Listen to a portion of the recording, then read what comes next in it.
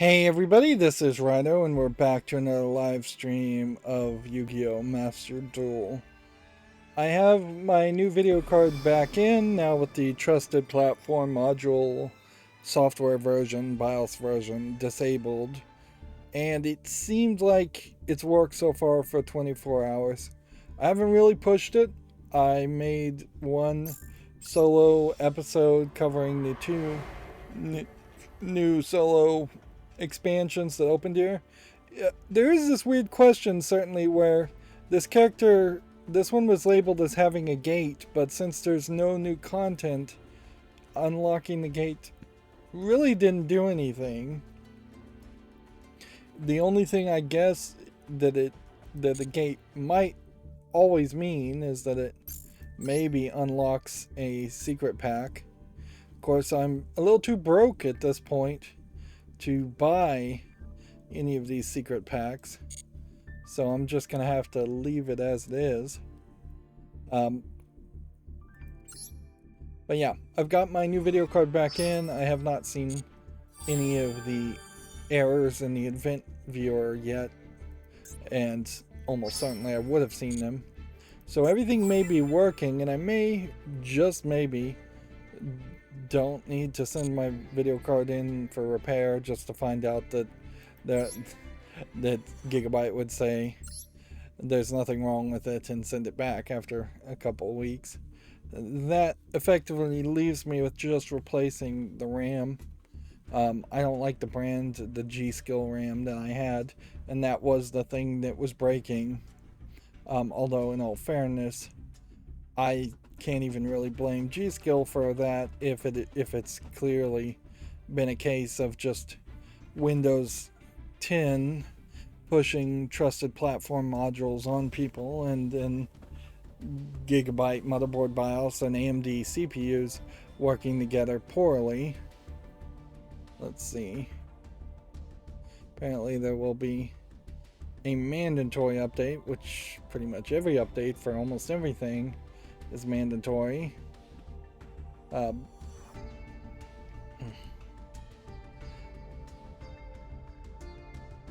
Like, I think this might be a case that they are getting away, at least in the Steam version, from launching the main menu and then having to download updates at that point.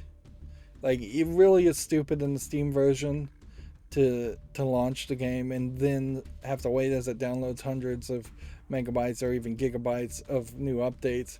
I imagine the cell phone version of Yu-Gi-Oh! Master Duel still will work that way, however. We have our duel pass ending in 13 hours, and they have a new timer here.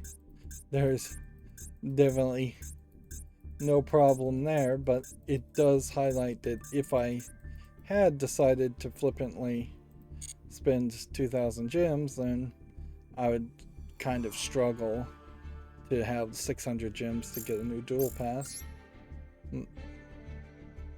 Has this started?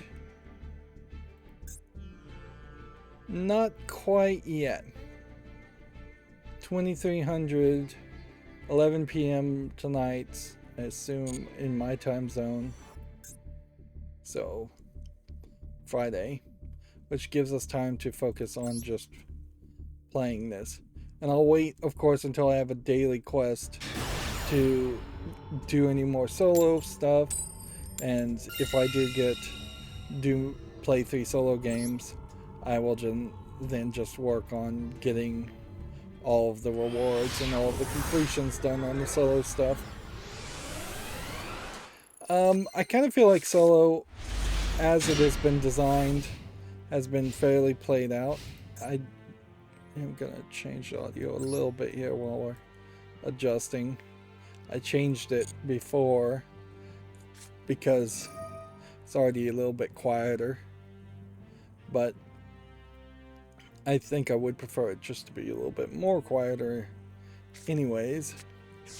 Yeah, when I changed the scene, the amount that Yu-Gi-Oh! Is recorded in the special live stream scene is quieter than in the solo scene that I use to record pre-recorded footage, which is probably a stupid thing to have done, but that is how it ended up being set up.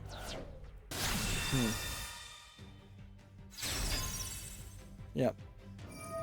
So yeah, I do want to spend a lot of money putting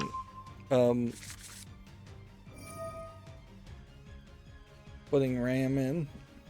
I could be cheaper, certainly, and send yet another broken pair of RAM back for recertification from G-Skill, and I probably should do that anyways, but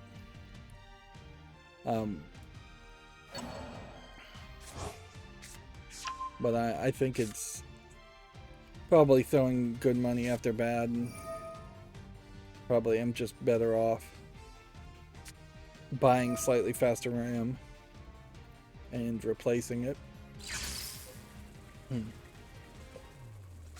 I definitely haven't ended up at the moment creating a scenario where I've spent hundreds, if not $1,000+ on buying whole new computer components, but I still have spent a decent amount of money just shipping back motherboards and RAMs, $60, $70 potentially, just because of how crazy this thing has been. And that is certainly something to think about in the case of warranty repairs and things, is that they can still very much screw you on the shipping, and it is fairly typical for there to be scams out there where somebody is shipped through the Chinese post at an incredibly cheap price, and then to return it because they send you the wrong thing intentionally is way more expensive through the United States post, way more than it would even be worth, particularly since you're going to get no guarantee that you actually get a refund or that they claim they've ever even received it. It's called the Chinese post scam, and it's one of the most prevalent things that I've seen on Amazon.com is third-party sellers doing Chinese post scams. Particularly things that are relatively cheap, like clothing.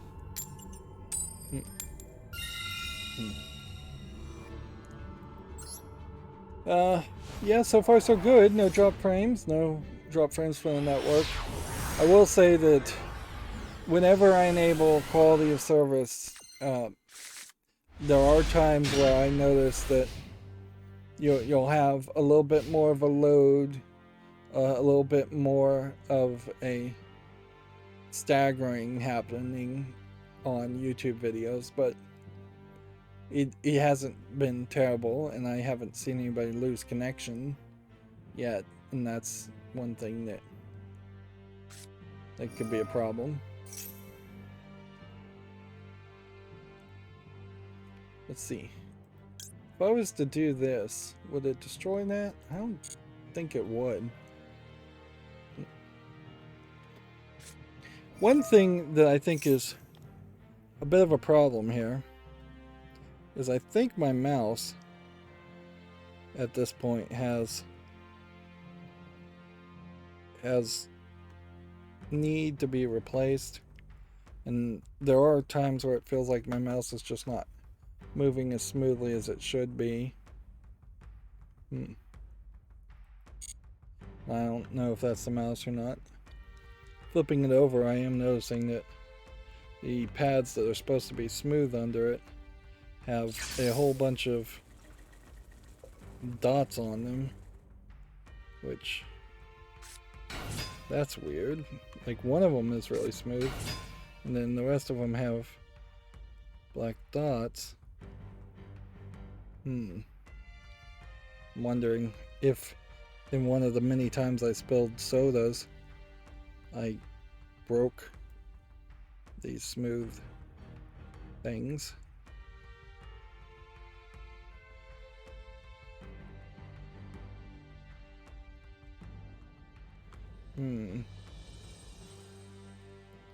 So I either take the sticker off. Let's go ahead and do that now. Let's see what that does. Yeah, I'm either gonna have to take the stickers off or and hope that there's a problem, or maybe I can clean these, but they don't seem like they want to clean. It seems like they've bubbled up on all but one of them.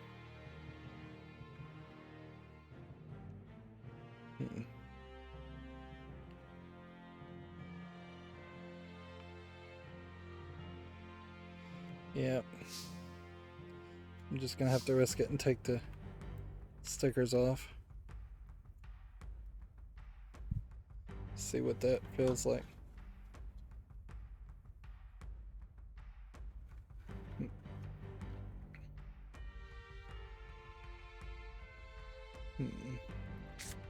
I should actually be playing here. Let's go ahead and activate this. The solo modes in Yu-Gi-Oh! Also have that weird situation where they're introducing cards to you, but the cards they're introducing to you are not really cards you'd play. So you're getting kind of wasting your time learning about things that are just not valid, not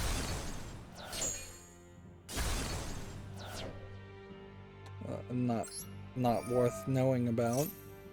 Part of the problem with Yu-Gi-Oh! Is having 10,000 cards. It's impossible to keep them all in the meta play, and that is something I think Hearthstone tried really hard for the first couple of years at least to do, is to keep those basic cards that you start with as relevant as possible.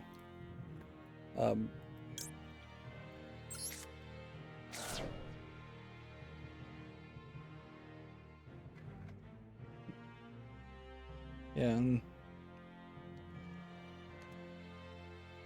let's see. And they had that ability certainly to maintain some relevancy by modifying the game, the game and the cards, the basic cards. All right. One.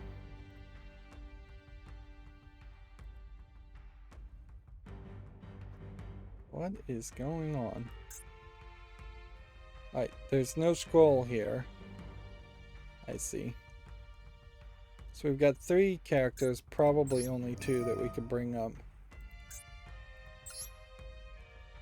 So you do that. You banish that and that. Then we'll just hope we can get something.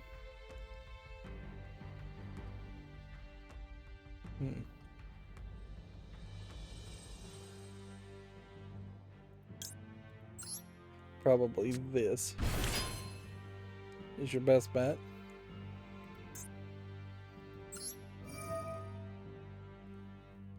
And then that will let me special summon this. And that will let me then special summon this without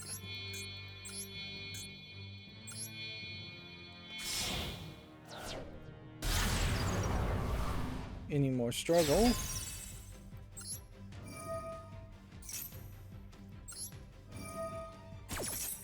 Activate both effects.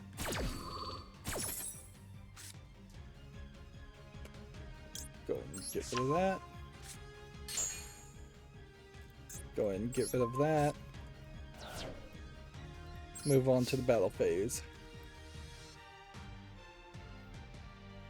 Suppose it's worth mentioning in the accountability section, as we're still warming up here, that I watched a Netflix season 1 of a Netflix series called, I think it's called First Kill.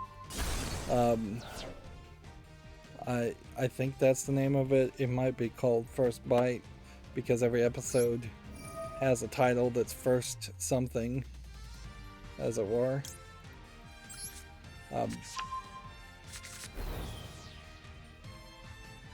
And it is basically Romeo and Juliet, except for the Romeo character is a black monster hunter teenage girl, and Juliet is a legacy vampire teenage girl. So it definitely has some slight feeling to what I would say the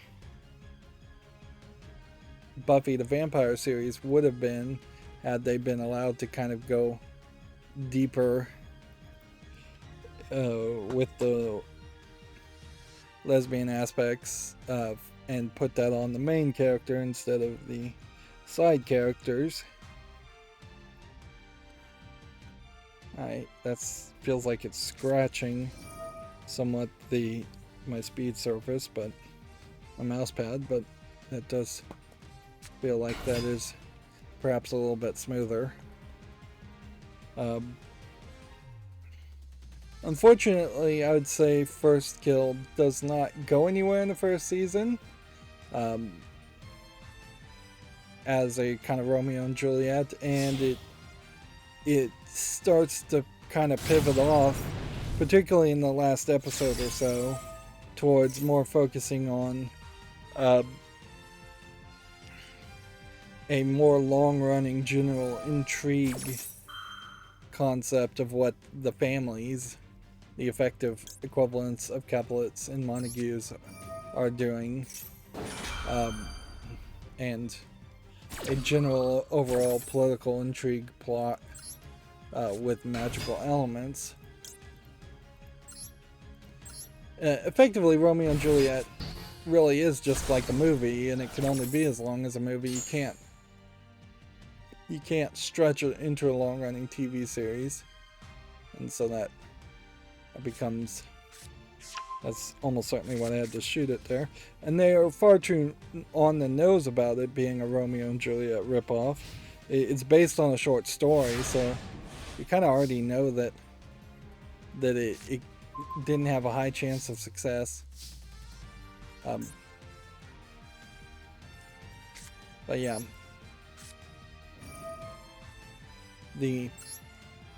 when they are directly quoting Romeo and Juliet in what is a Romeo and Juliet clone, you know you've gone too far. And they do that about 3 times in one season. So it's not even like, oh, here's a wink and a nod of an Easter egg. They come back to it over and over again. Netflix has also said that they're going to do a live-action Squid Game. I know it doesn't have anything to do with video games, really, in the same way that any kind of Survivor-esque live-action, unscripted, whatever that really means, shows is not really a video game. Yep. But Netflix is also announcing video games, and so I'll try and tie it back to video games that way, to say that it does kind of feel like Netflix is still really struggling. I sort of suspect that some of the middle management, or even some of the upper management, may either be out or on their way out, and that there has been perhaps the beginnings of some power shifts. It is also possible that a power shift happened 2-3 years ago, even at the beginning of the pandemic, and now we are seeing the effects of decisions that were made a couple years ago during the pandemic isolation. But yeah, their stock is not doing particularly well. The stock markets in general are not doing particularly well, and looking at their stock is probably a terrible way to personally evaluate whether you think Netflix is doing better or worse. I would say it's much more intelligent to just think about what shows they have. Although at a certain level, you could certainly say that Netflix has always kind of suffered in not having a lot of great original content. It's never been particularly a lot of great stuff. It's been one lucky winner and a whole lot of mediocre to downright complete failures.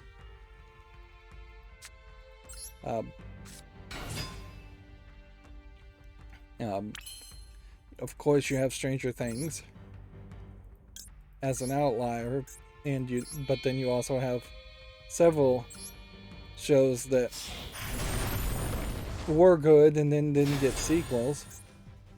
And like First Kill would be a great example of something that would really suffer if they didn't come back and continue it. And one of the things I would say is First Kill, unlike Buffy the Vampire Slayer, is not a Monster of the Week series, even though they did throw in a couple of monsters and the general idea of a couple of monsters showing up. They aren't looking to drag it out in the same way that Buffy the Vampire Slayer went. And in all fairness, that is basically the first whole run of Buffy the Vampire Slayer is mostly Monster of the Week until you start to throw Angel and Angelus as the big bad and get away from the Master, which is kind of a forgettable first big bad guy.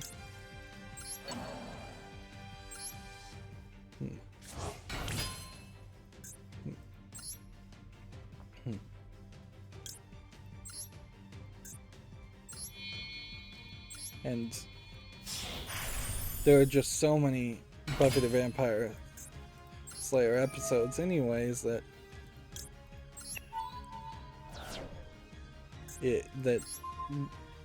episode to episode it really isn't worth watching. It's only in an abridged format that it starts to make some sense.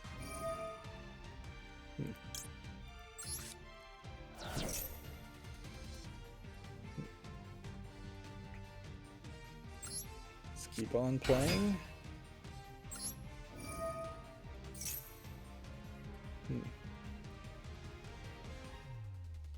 Send that to the graveyard. Activate that.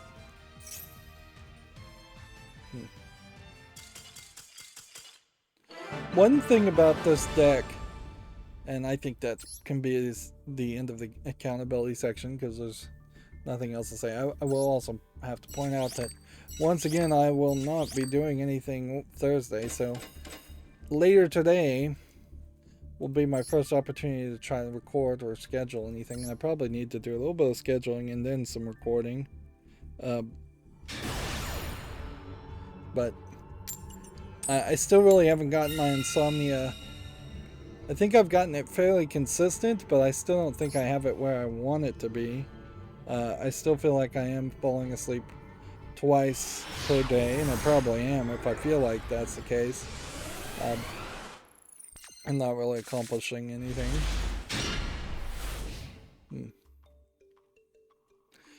This whole broken computer fiasco has really broken my stride.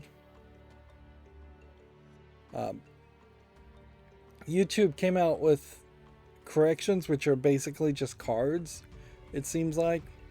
But I am going to try and adapt a couple of my videos to have corrections to just say, hey, look, I know this sucks.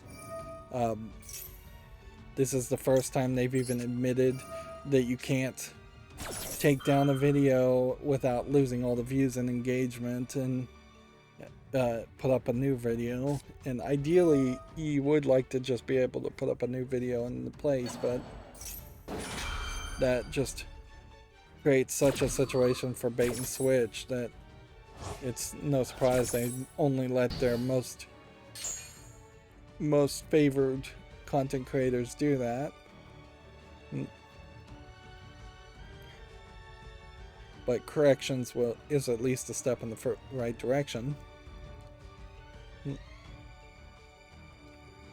It's so weird. Things just going well even scares me. That's how much my confidence has been shaken. Alright. Let me look at my Twitter feed, I guess, and see if there's a new feed. One of the things I decided upon is that instead of watching either Nextland or WayForward, Giant Bomb, MinMax, whoever, like there's this whole circle of people who are slightly friendly with each other and connected. Instead of watching any of them commentate over presentations, I should just watch the presentations myself. Now, does that mean I will live stream them? I have done that in the past. I don't think it's really worth it, because when I am watching these things, I'm barely paying attention, and I don't particularly want to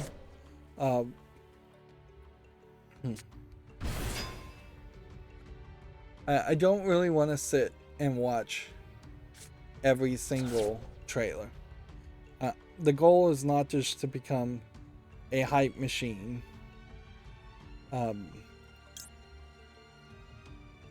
And get hype, or so like repeat hype or become hyped myself around games.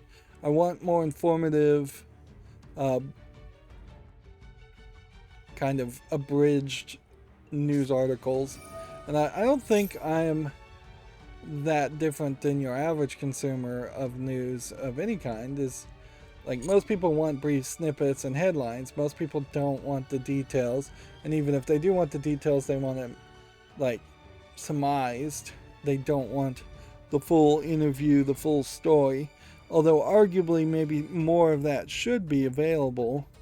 That is something where a newspaper like the New York Post or whatever really could have evolved towards a digital world. And that is a similar case for the Microsoft, Xbox, and Bethesda event, is that they had this whole Xbox game showcase extended, and they didn't really promote it during the main event, and that's where they put all the interviews that they had of the 4 or 5 people that they had to interview, and that's where they started to get more into the nitty-gritty, which, yeah, that as a concept might work, to do an hour presentation where we're just going to show you trailer. That's what most people are interested in, and then the showcase extended went for 90 minutes to get more into detail for those interested. Newspapers in the same way, they could have headlines in their print paper and make their actual print paper fairly smaller, and then have it pushed towards online for full unedited interviews.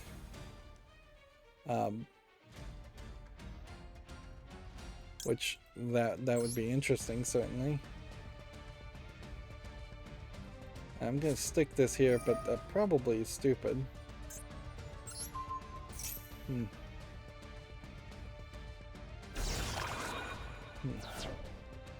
Yep, that didn't do anything.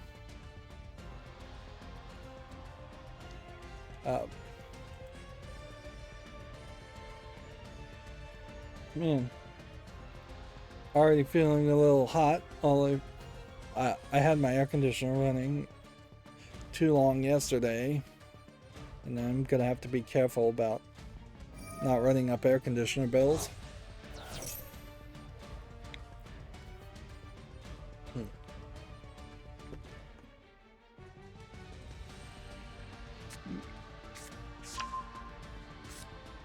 Of course, I installed that whole watering system, and that too was a system that now in the middle of summer heat is, I am concerned at least a little bit in it being a little bit wasteful, and I'm trying to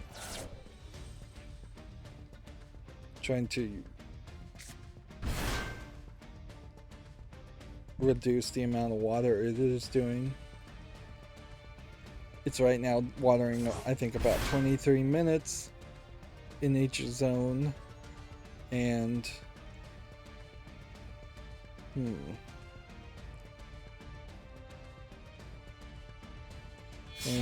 I want to get it down to about 15 minutes each zone if I can do that and the grass still looks good.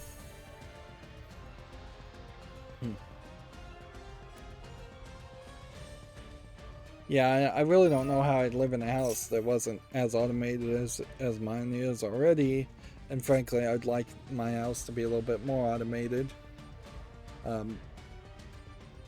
There's a couple more things that it would be nice if they really worked. Although Linus Tech Tips, I am just rambling today, certainly. Linus Tech Tips just tried to install light switches with motion sensors, and went through a nightmare scenario.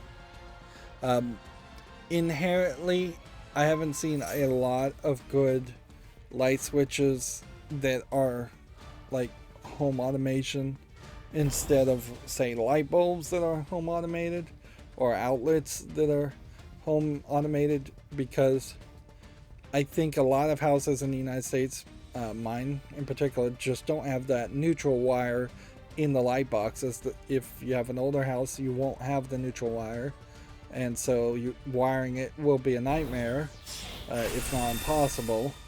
Often for most people, for an average house owner, it will be impossible. But also, it changes the look of a light switch too much.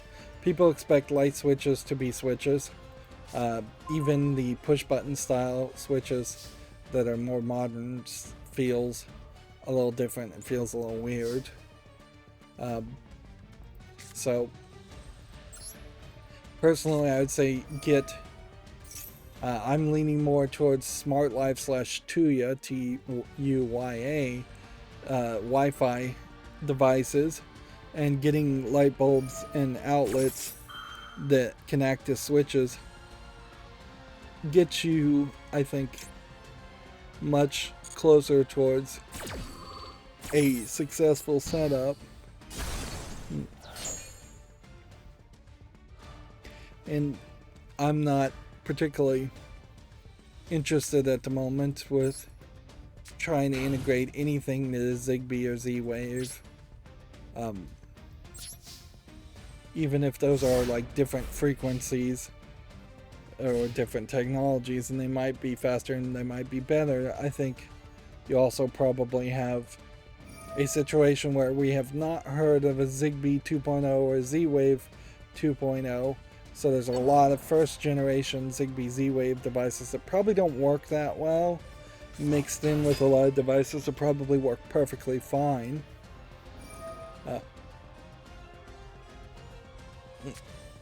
And because of that, it's just not a well system. There is hope, certainly, with the new Matter Alliance creating something better, but we'll have to wait and see if Matter actually improves much of anything. But I would like to get a automatic mopping robot for my house. I think that would probably be nicer.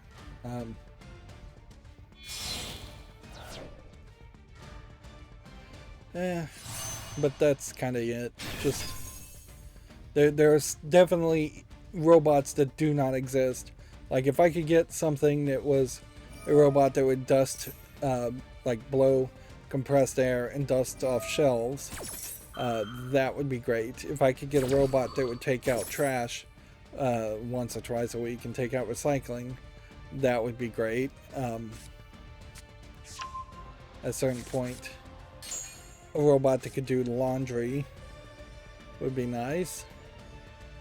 Clean toilets certainly would be nice, but there's nothing that really works that well.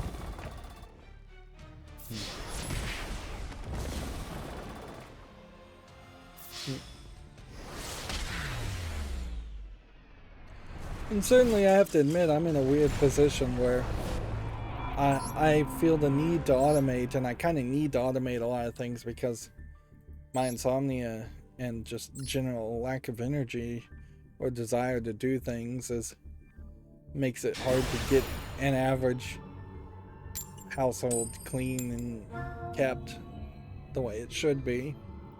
And that's not even that odd. Like the old joke is it takes 5 roommates to merge together like Captain Planet to be one functioning adult.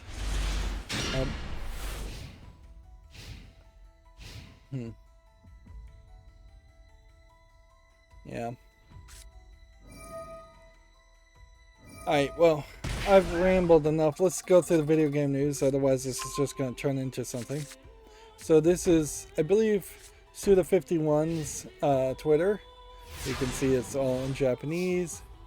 But they had done a 10th anniversary of Lollipop Chainsaw, and now they have tweeted that Lollipop Chainsaw is back by Dragami Games. Please look forward to it.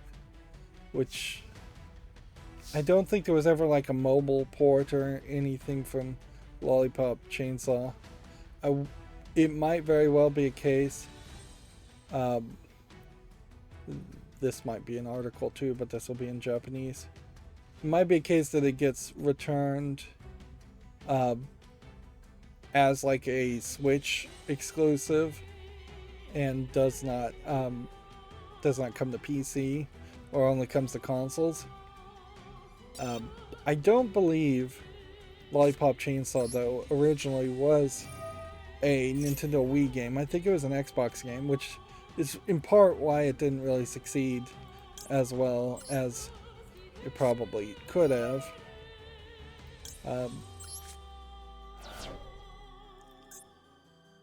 Let's see. Let's go ahead and destroy one of these. And then take a risk on one other of these.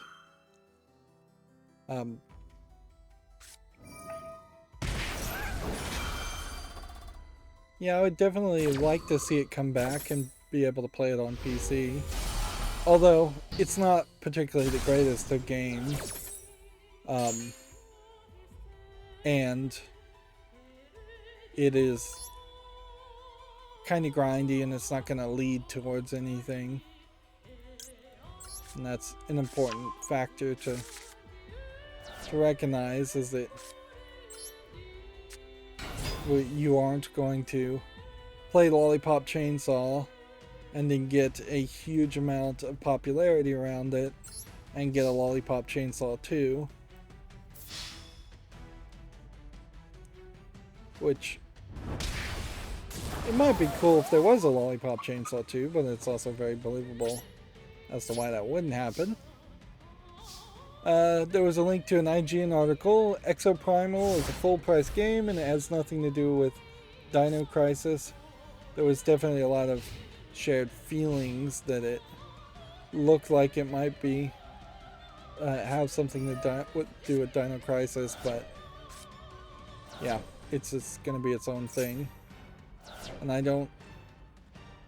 I can also see why people may have thought it would have been more of a free-to-play game, considering how it is kind of this team-based tactics around fighting dinosaurs.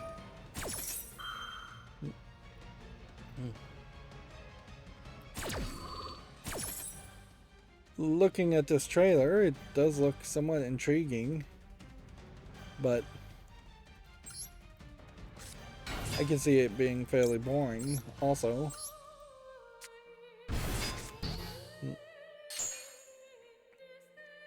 If it really is just like a kind of Overwatch type game or and nothing else. If it's just repetitive.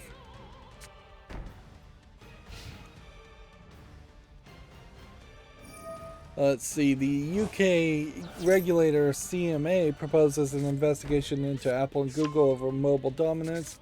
The Competition and Markets Authority claims the pair have established a duopoly. Well, in the UK in particular, the question would be, is it illegal to have a duopoly, or is it illegal to create and enforce a duopoly? Because in the United States, it is not illegal to have a duopoly by any means. It's just illegal to create or enforce one. Oh. And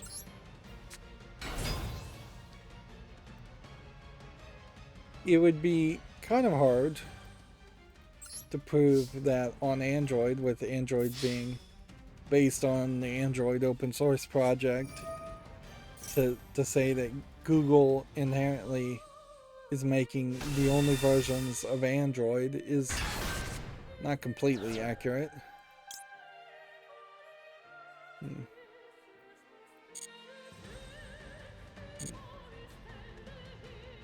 Okay. Let's activate this. And let's see if we can get this high enough.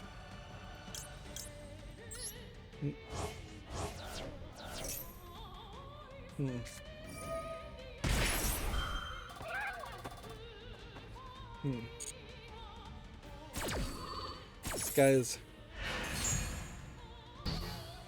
running very low.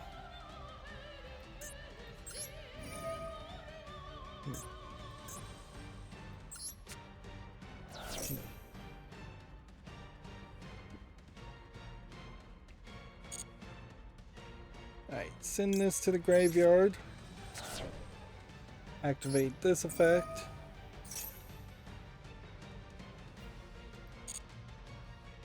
Add this to the hand. I should send the other card first. In the turn. I don't know what the UK really wants though from operating systems like Microsoft, Linux, and Mac OS. Is that really a triopoly of operating systems, or do you look at the fact that any Linux branch has hundreds if not thousands of different versions of Linux, and you're ignoring like FreeBSD and other Unix based operating systems? Mac OS and Windows clearly could be called the duopoly in operating systems, and that is the closest comparison I think you can actually make or have. So there is already an established precedent.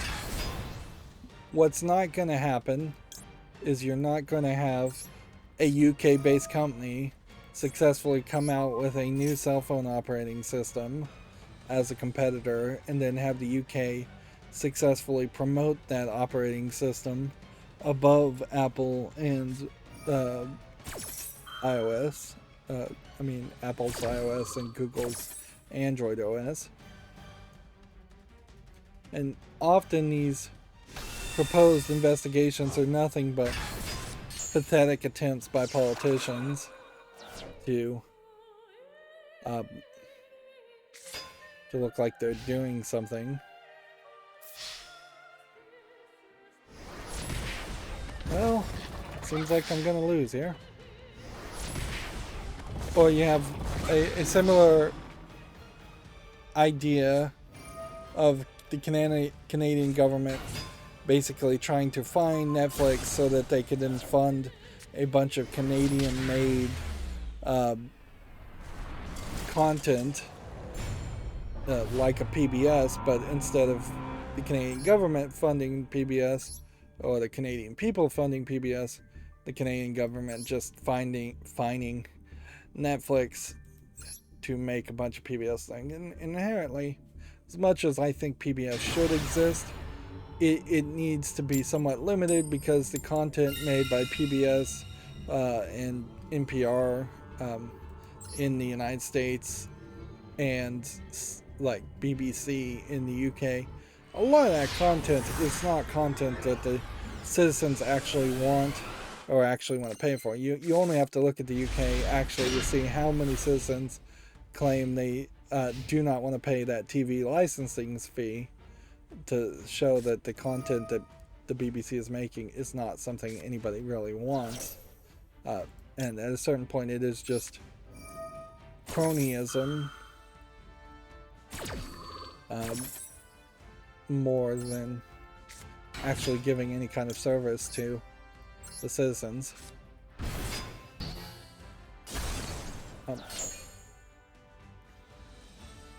Moving on back to video game news, though. Oh, I should also say, I did see one video on the American McGee's YouTube channel, but it was just a hand showing off a product. It's very possibly a video that was made before the major lockdown in China. I still have yet to see any streams of American McGee or any person, and they were doing that pretty much on a weekly basis.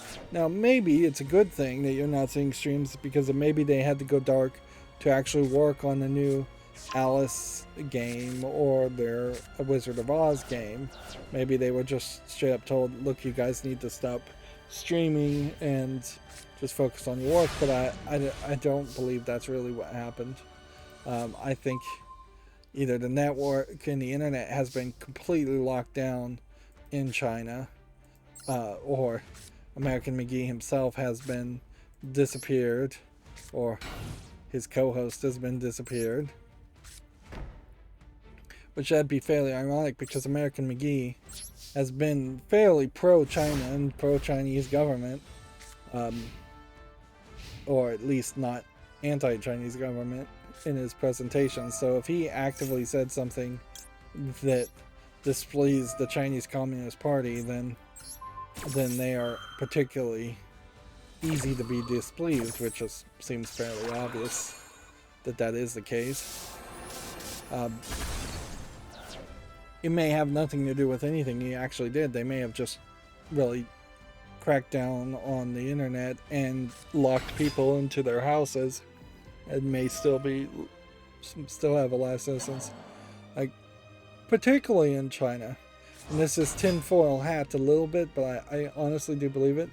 I don't think we will ever get a true accounting of how many people were disappeared, were killed, how many people actually died of COVID in China, how many people were just locked into their buildings to starve to death. Like, there may be a false propaganda of China in the future being billions of people strong when the actual population of people may be incredibly smaller. And I guess other countries could do spy satellites to try to count the number of people, but it would be hard to get accurate numbers. Certainly. And I don't know if there is a specific tipping point where you say, oh, China's population dropped by a third and there's only 1/3 of healthy Chinese men who could actually be in the Chinese military if they were invaded. I don't think there's a real tipping point there where China actually is opened up to invasion. If anybody's going to try it, it almost certainly would be Russia or North Korea to just attack at certain borders or push certain borders.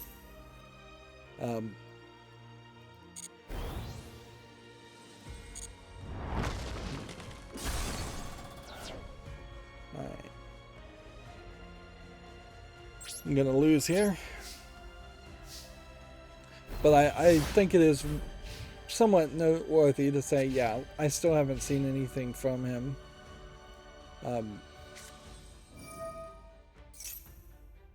Which, at a certain level, if American McGee did die, for just even normal reasons, he just died of old age, had a heart attack, things like that. Him and his company Spicy Horse, which really, Spicy Horse is mostly just selling art books and merchandise. That's pretty much all they're doing.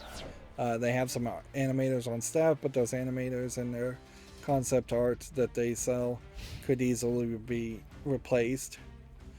EA could easily say, alright, well, we have this project, but we're not going to involve American McGee, and if he's out of the picture and can't say anything in the contrast, his fan base really wouldn't have anything to say anyways. Some people would go, oh, this is disrespectful to the original creator who recently passed, but most people would say, who cares, let's just get another Alice game. Although it is also questionable on both sides whether a different creator would make an Alice game that felt like Alice. And it is also somewhat questionable whether even American McGee can make another Alice game that feels like Alice. It's been decades. Or not, probably not decades, but at least one decade.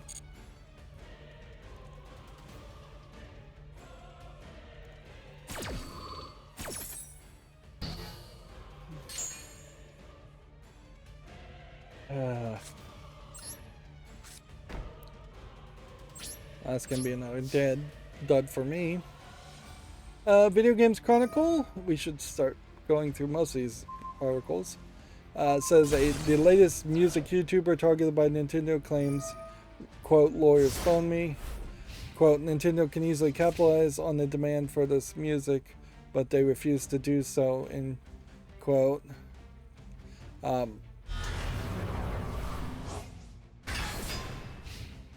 Apparently this YouTuber might be on slightly safer fair use grounds. Of course, Nintendo refuses to believe in fair use, whether you're talking about fair use laws in Japan or in America. But it says he's making covers and remixes of Metroid Prime music. Take down 9 videos. It says, while Nintendo tends to pull straight rips from its music from YouTube, it appears that Cinemax music consisted of remix and covers instead. It's also the first recorded instance of Nintendo lawyers reaching out over the phone rather than simply striking the content. Which, if they're calling over the phone, maybe that means YouTube actually grew a spine and said no to an attempted striking of the content. But yeah, I definitely would not touch Nintendo with a 10-foot pole as far as making any content. And with every day, there's new games coming out that are potentially more interesting and better versions of concepts that may have been originally created by Nintendo.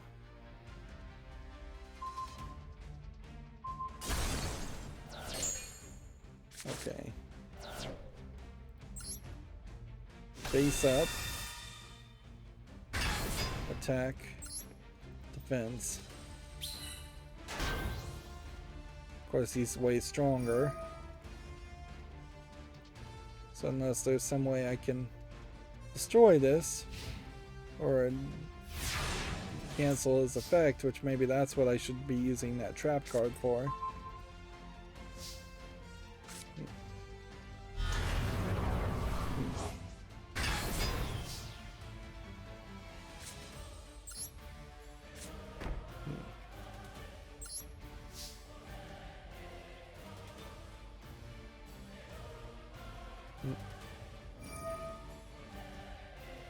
Yeah, I don't think I win here. I think he's gonna do something else.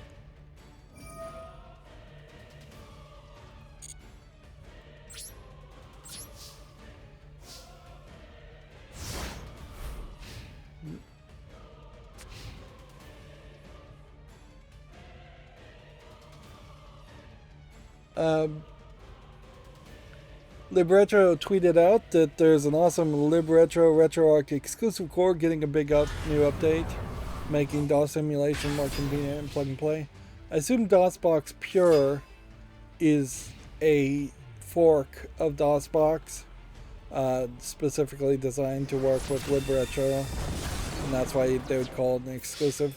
You definitely don't have a case where a lot of cores, emulation cores, are called exclusive anywhere. That really smacks in the face of the idea of open source or sharing. But unfortunately, there have been a few forks of emulator cores because different people claim to be on the team and they're not really on the team, or something like that. There's this game, and YouTube actually tweeted a YouTube content creator who was covering this. It's a Resident Evil 4 briefcase simulator puzzle game called Save Room Organizational Puzzle. Now, it does seem to have similar, if not straight up stolen, visual assets of the way the briefcase looks. Although maybe something like a red dot is so simplistic that you can't really can't really sue somebody for that. But inherently, there's also some weirdness in it too, because there is no shotgun that has a square of emptiness. They've made it more of a Tetris-like game. The MPG, for instance, here does not have an empty square here and an empty square here. So they've reshaped it.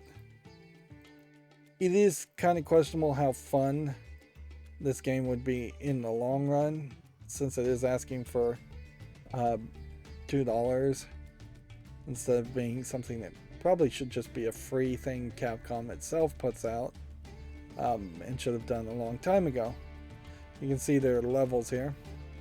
That being said, you can see it's overwhelmingly positive, so I'm going to go ahead and put it on the wish list. It also came out on April 28th, 2022, so it's another example of a game that I just missed. And there really is not much of an excuse as to why I would have just missed it.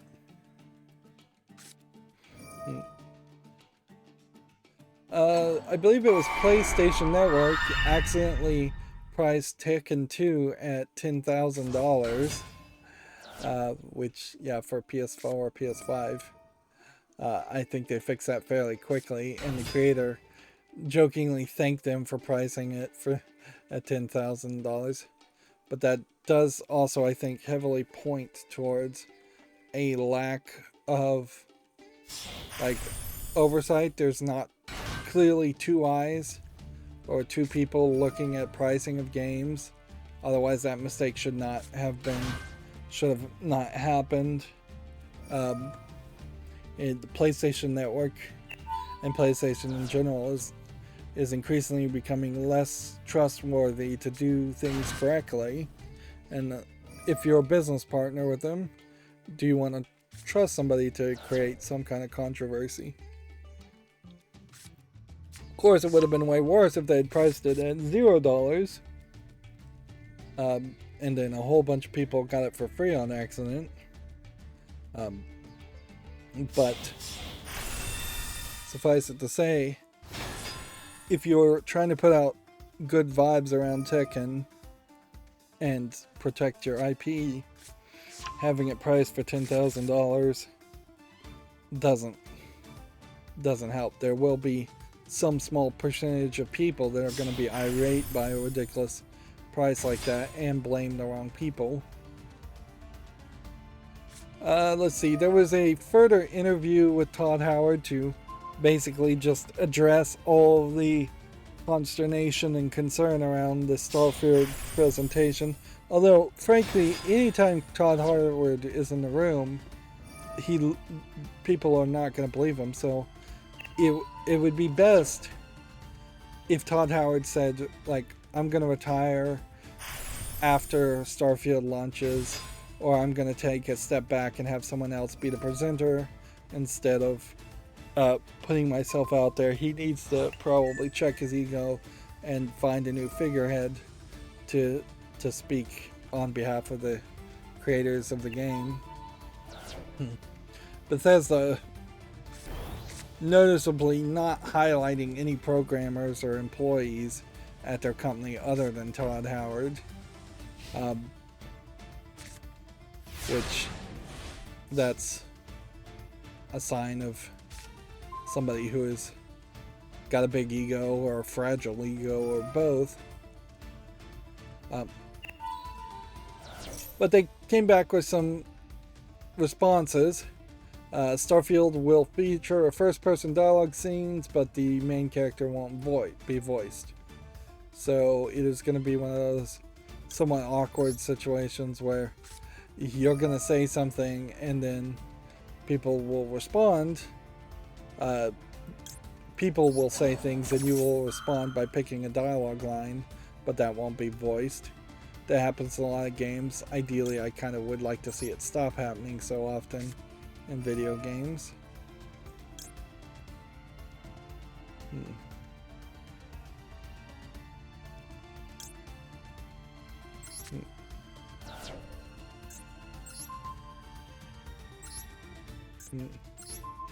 Also, they've said that there's basically 4 main cities / planets, and then the 1,000 other cities and planets may just be procedural generated with very little on them. I really question on Starfield, and this is something I don't think they've addressed yet, is it doesn't seem like there's inside of building events or caves equivalents.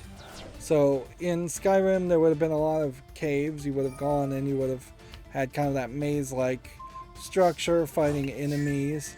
In Fallout you would have gone inside buildings and you would have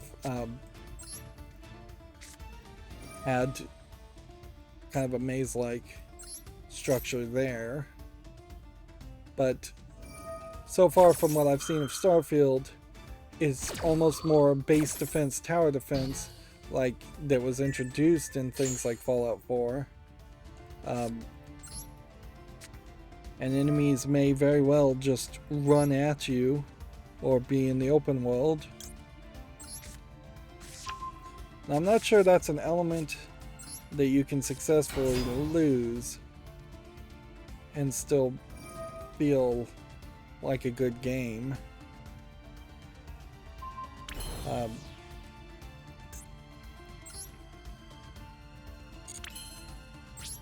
Yeah, it may be very much a case that Starfield has some kind of boring, mediocre gun battles on the surface of the planet, and then it has somewhat boring, mediocre dogfights. They also say forced third-person dialogue scenes won't return from Fallout 4. You also won't be actively landing or launching from the planet.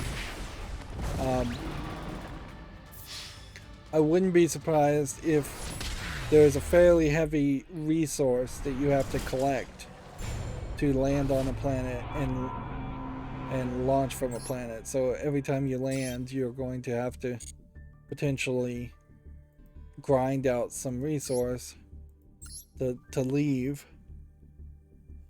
I also wouldn't be surprised if there's not really that much in space. Certainly one of the things that needs to happen in any space game is it needs to be fairly snappy, where you're moving fairly fast, which makes potentially faster than what you can do to have good dogfighting. Also, the planets need to be relatively really close to each other, because you don't need just a bunch of empty space in the game. Skyrim has that problem where there's a whole bunch of empty space in between one major city and the next major city. A lot of forests and things. You would hope that would not be the case with Starfield. They're still, I believe, on the GameBio engine with Starfield, which I think that's a mistake.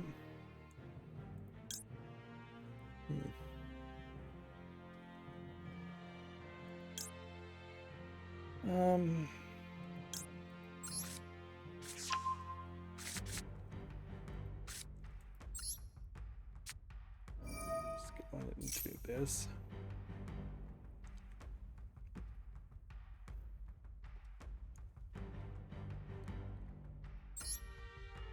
There was a whole Capcom presentation also.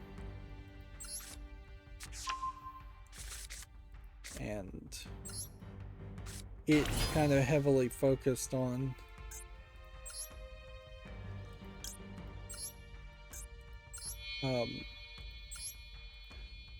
Resident Evil Village updates, I would say, more than anything. Resident Evil Village will be getting a third-person mode and new story DLC.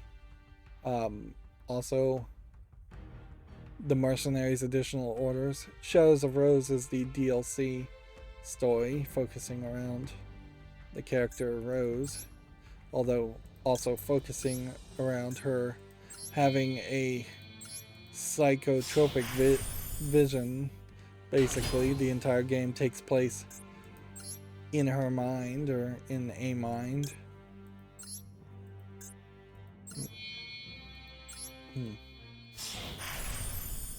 One of the things too is that I believe Resident Evil Village's PlayStation Plus model won't get you a free update to the PlayStation 5 upgraded version, so you'd have to buy the game sort of like a second time. And this new version is going to be like a permanent update, or it may already be out as a permanent update. And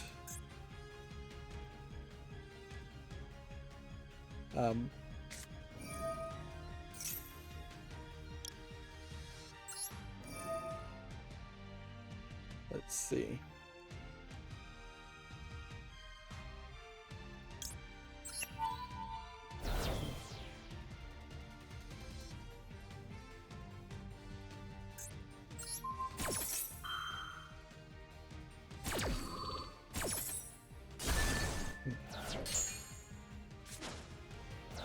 Doing this and destroying cards is kind of pointless.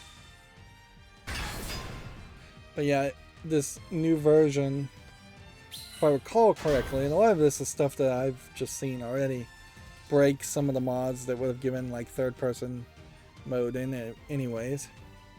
It is kind of silly that it's taken this long for it to have third-person mode, when really it should have been third-person perspective as an option day one. Moving on, Video Games Chronicle says Resident Evil 2, 3, and 7's current gen updates are available now. The updates are free to anyone who owns the last gen versions. See, this one, this Resident Evil Biohazard, you have to remember that this is actually 7 VII. And that they've kind of forgotten about Resident Evil 1, because the remake of Resident Evil 1 wasn't done as well and not in the same engine. They are effectively running out of steam at this point with the remakes, and I don't imagine that there is much more that can be done.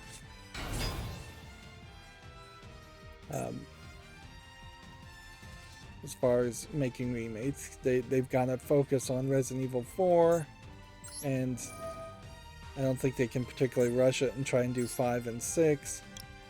They could try to go back and make a Resident Evil 1 remake yet again, but I don't think that's going to work. I think at this point they're going to have to just churn out new Resident Evil games at as high of a speed as they can possibly do.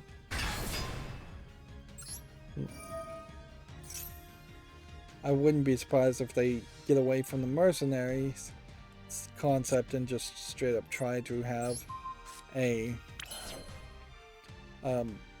side story. You could probably make a story that was set in the Resident Evil universe that isn't so much a run and gunner horror survival game. You could probably make a side story where it's a character that just does not have any weapons at all in the game and is just a pure horror survival game. Yeah, I guess we don't want to do anything else. It's in the turn.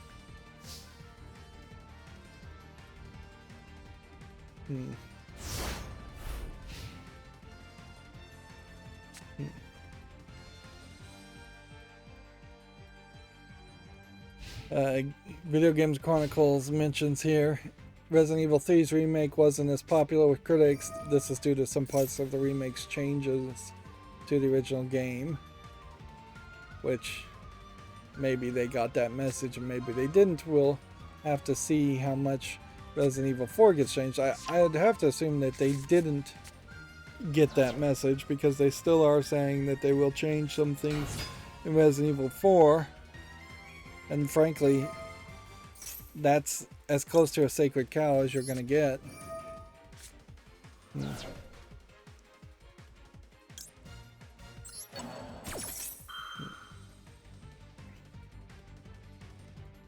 Moving on with the Video Games Chronicle news, Capcom's Exoprimal is getting a closed network test in July.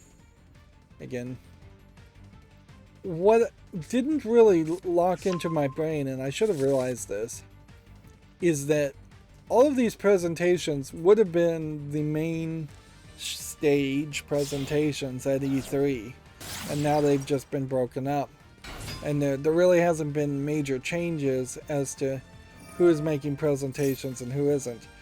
Square Enix is nowhere to be found, certainly, but Square Enix is not really doing a good job at being a video game company. And that may have opened the door for Capcom to make a presentation, whereas Capcom would have been kind of ignored as one of the later presentations. Arguably, Nintendo maybe would have made an E3 presentation a long time ago, but I don't think they have in 5 years at least. But there definitely is room for not just announcing everything during E3 and not announcing everything at the same time. I don't know if this is some kind of fiscal year announcement, but it would almost make more sense to do Xbox presentations right before shareholders meetings or right after shareholders meetings. Like that wouldn't be a terrible thought.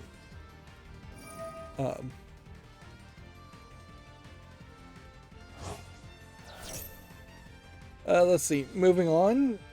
Video Games Chronicle says Sony's Fire Sprite is moving to an office that's more than 20 times larger than the current one.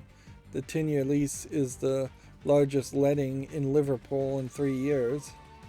This is Liverpool, UK. Even though Fire Sprite here is written in Japanese, I'm confused.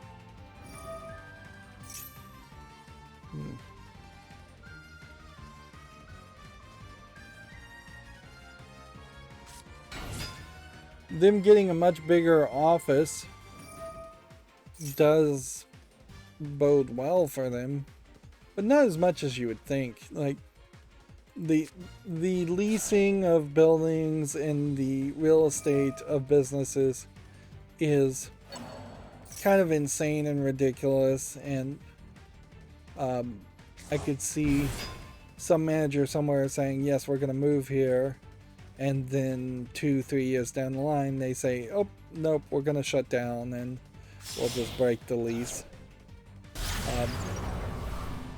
If anything, I think moving is more of an indication of people, managers in particular, having too much free time on their hand compared to an indication of growth. Like, if a bunch of a company moves and then one group of people don't move, eventually I think that might indicate that they are not coming along for the ride. I think CBS Interactive, when they owned Giant Bomb, proved that, but that took years to finally fulfill itself. That was not, oh, you're not moving to this new office because we're selling you tomorrow. And if anything, everything is just going to a remote anyway, so buying a building in Liverpool is kind of crazy. My biggest suspicion is that they'll shut down other offices in contrast to that. Or they're buying a building literally just to have some good news to point out to. But honestly, I imagine it's just Sony, not Sony of California now being in charge, not Sony Interactive Entertainment. Not really paying attention, not really caring. Here's that Video Games Chronicle article. Tekken director jokingly commends Sony for accidentally pricing Tekken at $9,999. Quote, "What a marvelous price, Sony." And see, this picture of Tekken, I think, is probably an upscaled version of Tekken, but boy, does this fighting game not look like something that could be really relevant. It probably does have some historical relevancy, but you've got a very old school collection of random fighters that look really, really bad. It wouldn't hurt for them to make a remake of the original Tekken game, but effectively you do that with any fighting game as soon as you include the old characters in a new engine. So every new version of Tekken should effectively feel like a remake of the original version of Tekken. Although sometimes the jumps are too large, going from 2D to 3D, like in Street Fighter 2, is not going to encourage people to play Street Fighter 6 or 7 or whatever the newest one is. Or changing the movesets too much. But yeah, modern fighting games really should be able to completely emulate and feel exactly like the old games, also having the same newer visuals.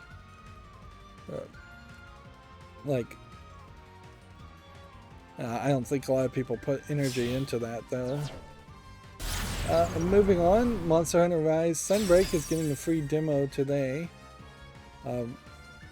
No major announcements for a Monster Hunter new game, but some slight announcements came out from the Capcom show. A Nintendo insider claims a new mainline Fire Emblem game has been finished for over a year. The game was originally due to coincide with the series' 30th anniversary, it's claimed. Sadly, that's somewhat believable. There is also speculation that like Bayonetta 3 has been finished for a while. There's speculation that the Metroid Prime remasters, the Metroid Prime Trilogy games for the Switch, have been done for a while. And then Nintendo is just holding on to a lot of content specifically to have better release times that they think they can do. They think they can have more of a better experience releasing things slower. I guess that's their case. At least in the one game that they delayed because it was basically too close to the Ukraine invasion. The game was too similar to that. Advanced Wars, I believe that's the name of that game. At least in that case, that game had been announced and was believable. It might also be that the Fire Emblem game has been finished for a year, but they haven't localized it.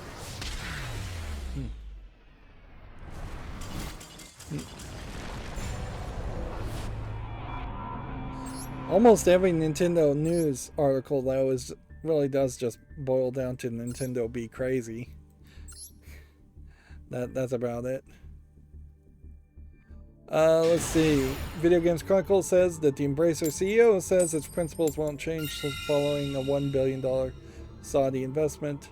This decision was not taken lightly, in quote, says Lars Wingefors. We shall see.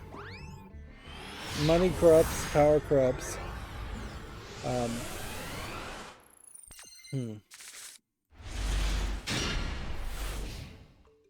You could very possibly take a $1 billion investment on a $100 billion company or more and then tell the people to screw off. But you probably won't do that. You probably will kowtow to them. You'll probably not encourage somebody to try to have a hostile takeover by buying more stock or by voting out the board.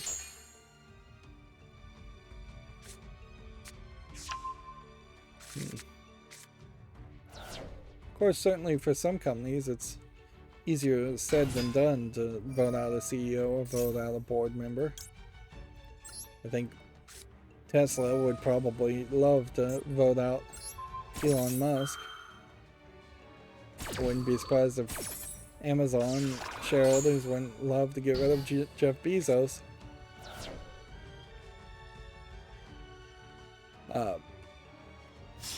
Moving on, a new Assassin's Creed game could be announced during a live stream today, according to Video Games Chronicles.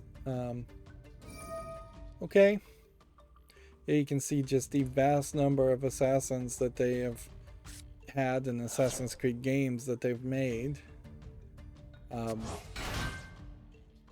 course, Assassin's Creed is very much a different game than what it was before. And arguably not for the better. I don't really think I am super excited about eventually playing Assassin's Creed Origins. If anything, I haven't even gotten to Assassin's Creed 3, and I was trying to play through those games fairly quickly.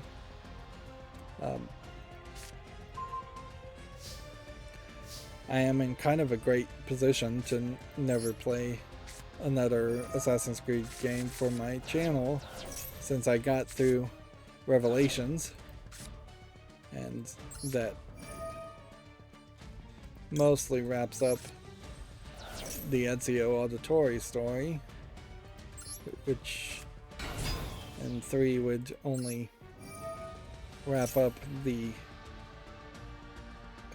modern time event.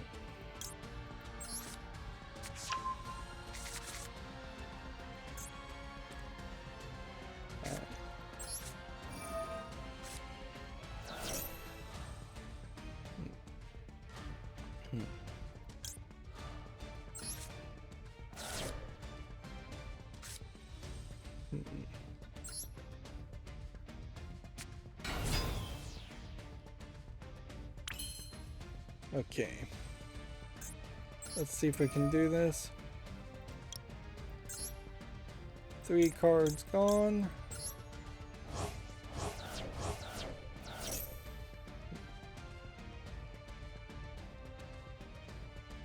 Bring out this one.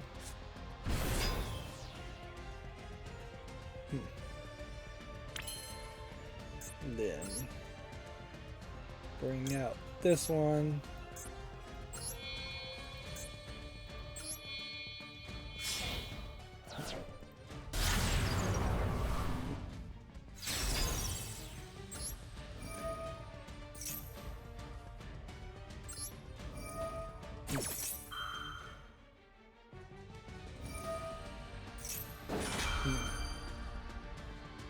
We'll see if he can try and counter the things.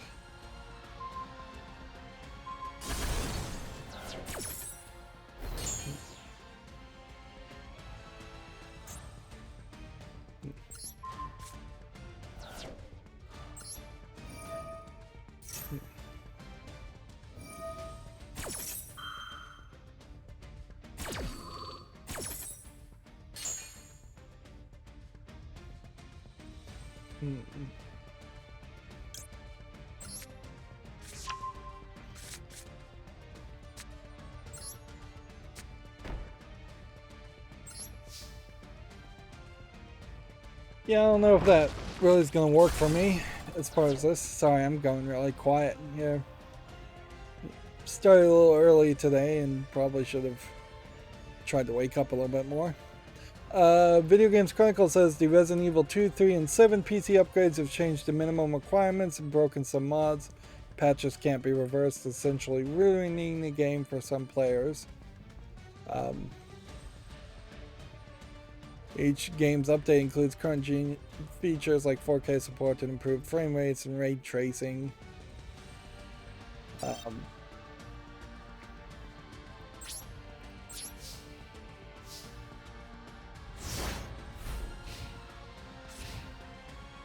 Apparently, they're saying players who were already playing on or close to the minimum requirements are now finding their PC can't handle the game. The game now requires Windows 10 and DirectX 12, whereas before it could be run on Windows 7 and 8 and DirectX 11. The minimum graphic requirements is a GTX 760 or an AMD 260X. Well, it was that, and now it's up to a 960 and a Radeon 460 RX, which still really, I think, highlights that my 2070 graphics card was a decent investment when I got it, because it was upgrading a 970, and apparently even a 970 would have been strong enough or good enough for this game. Let's see. The popular Resident Evil 2 and 3 VR modes created by modder Prey Dog apparently are being affected. That is one of the problems with Steam in particular, is it doesn't have a system it doesn't have a system to install older versions. I know that there's some internal way that you can do it if you have the right code to get older versions, but for the most part nobody takes advantage of old versions of games on Steam, and that's something Valve could certainly work on, to say, hey, we've got these files already in our database, we know these old versions probably exist in at least cold storage, let's spin up a an old slow server somewhere and just allow for people who want to install old versions of games to do that.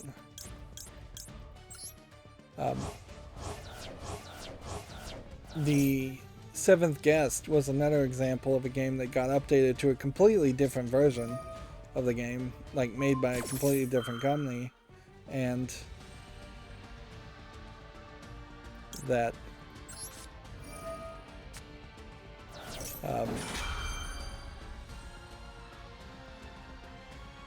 led to you losing the ability to play the version you might have wanted to actually play. Let's see if this all works.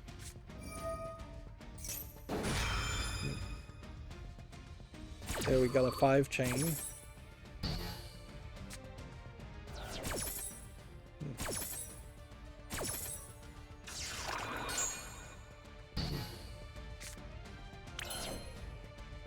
Alright, well, none of that worked.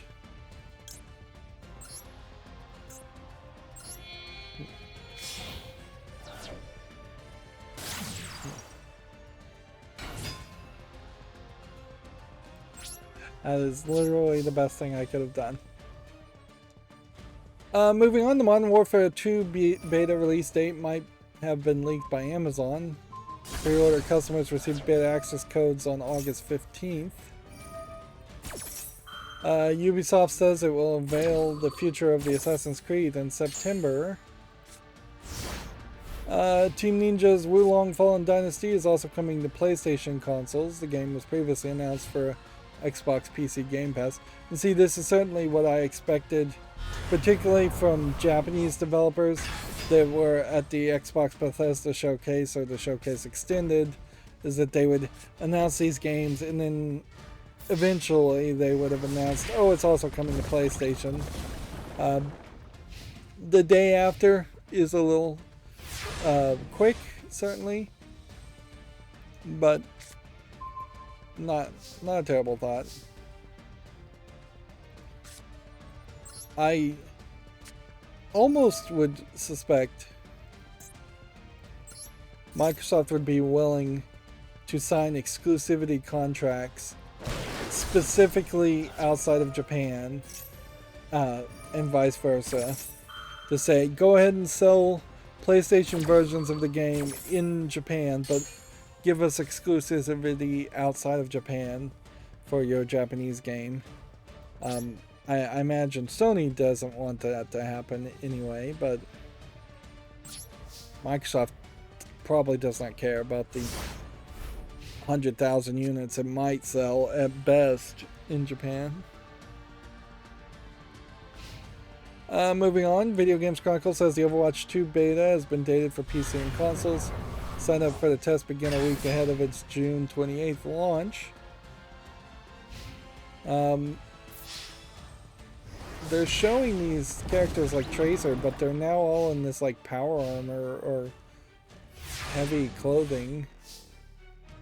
Seems like there's some emphasis here of wearing a lot of big chest protecting armor, although you still kind of have boob windows here, so it's not just to de-emphasize breast size. It seems like they might just be in a colder environment.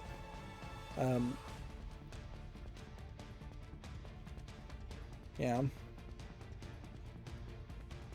Just, I don't know if there's really a great reason to change the looks of the characters, though. Particularly the pre-existing characters.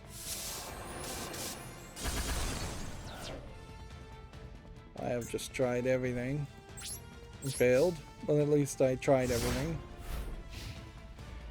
Valheim is coming to Game Pass for PC this year and Xbox in 2023, according to Video Games Chronicle. Stalker 2's dev diary shows that how the war in Ukraine has impacted GSC Game World. This was the last video really shown around the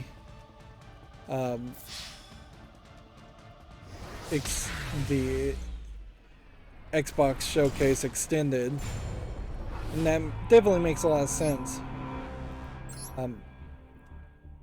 Although inherently the Xbox Showcase Extended, having all the interviews and all the more in-depth content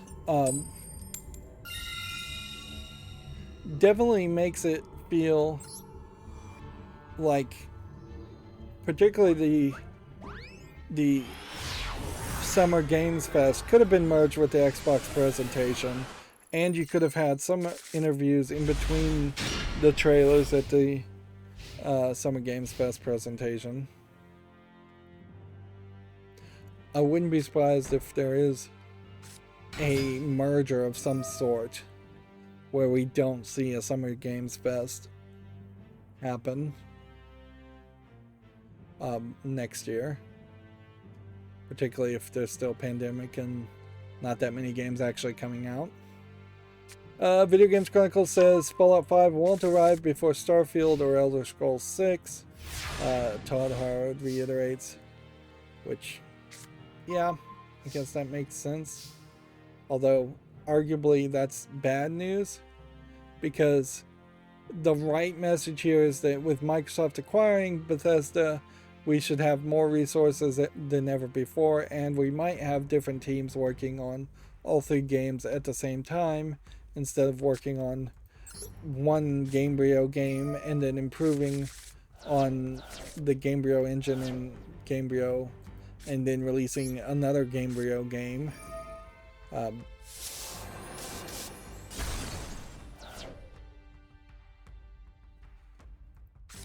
Yeah, I definitely feel like there's a scenario where Fallout 5 could be worked by a different team, and then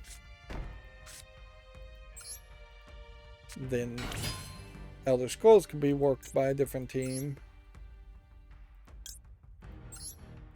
and then Starfield could be worked by a different team.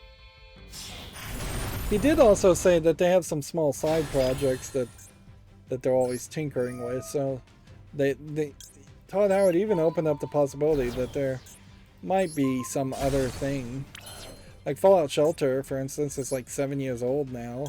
Wouldn't be crazy for them to come out with something like Fallout Shelter.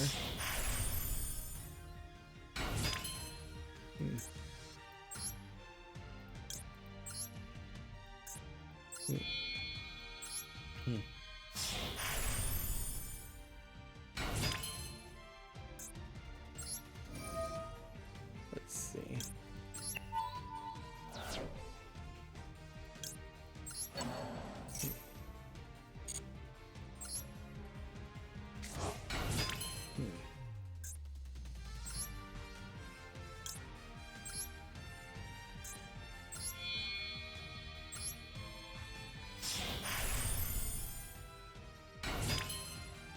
Activate this. Discard this. Do that. That really didn't accomplish anything. And his ability lets you also chain that.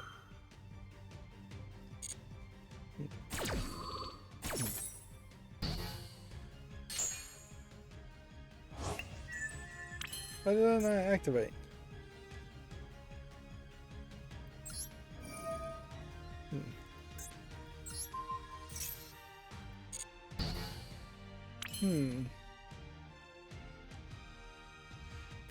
Well, it seems like I can activate this as many times as I want and it won't do anything.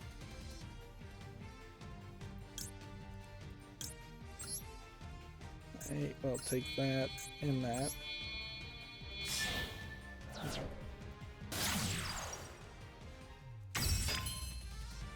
And that should finally give me enough to bring out my guy. Although, might be a little premature to bring out my guy.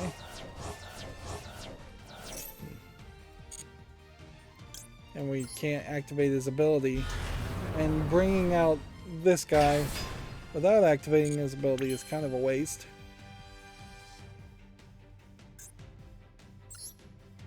Could also potentially summon this. Come on, where's the OK button?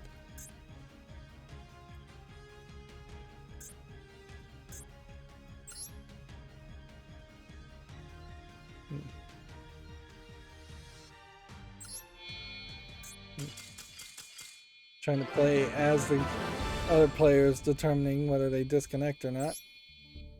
It's our first connection failure since I programmed the quality of service on my network, and I'm still not seeing any drop frames, so I assume that's not my network. Really haven't seen major problems, at least with Yu-Gi-Oh! Yet. Let's see. So much of this news from Video Games Chronicle is just around Todd Howard being interviewed again. And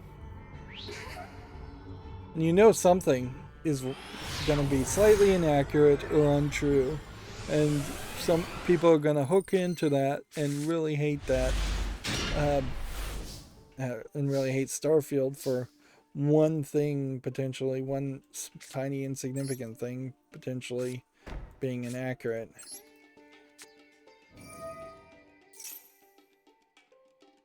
So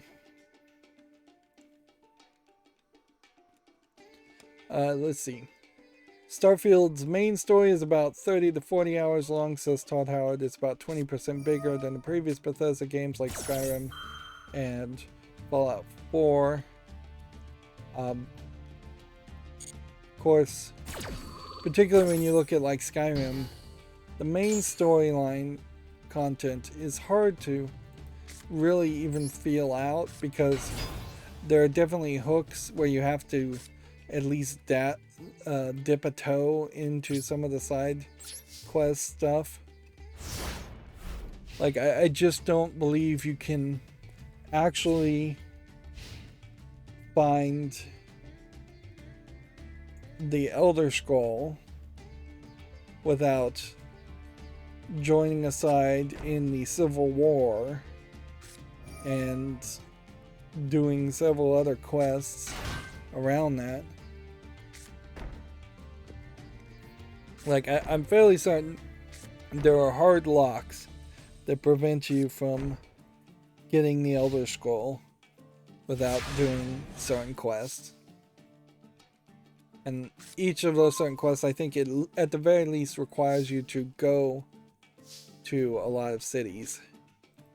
I don't think there's a scenario where you could avoid more than 2 of the main cities in Skyrim.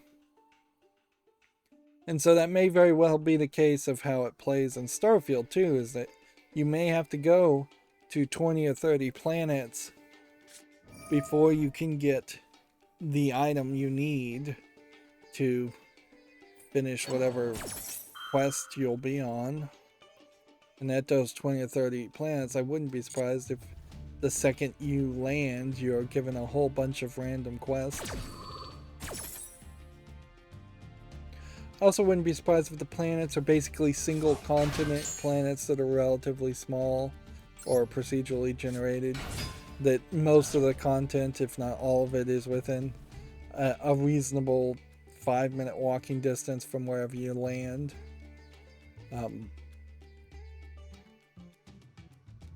I seriously don't think Starfield would be fun if you landed on a planet and then had to walk for an hour in one direction to go all the way around the planet or something.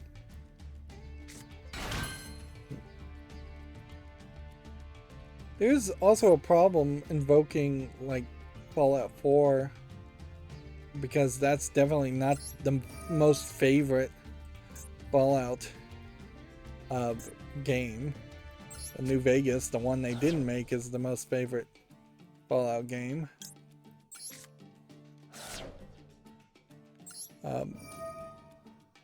And Skyrim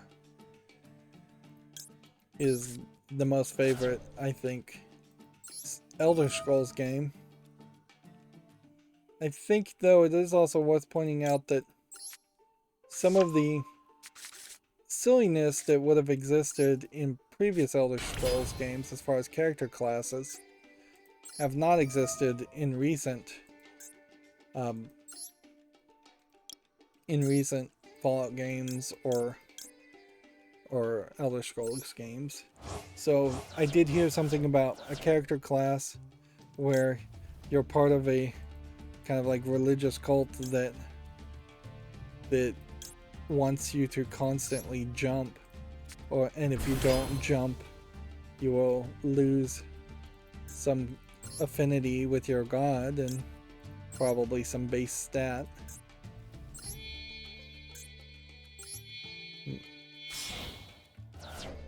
And that would be fairly silly to have to jump around.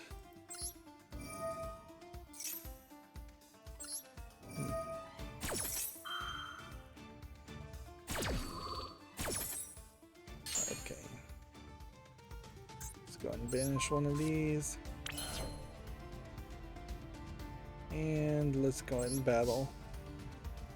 And hope that this is enough.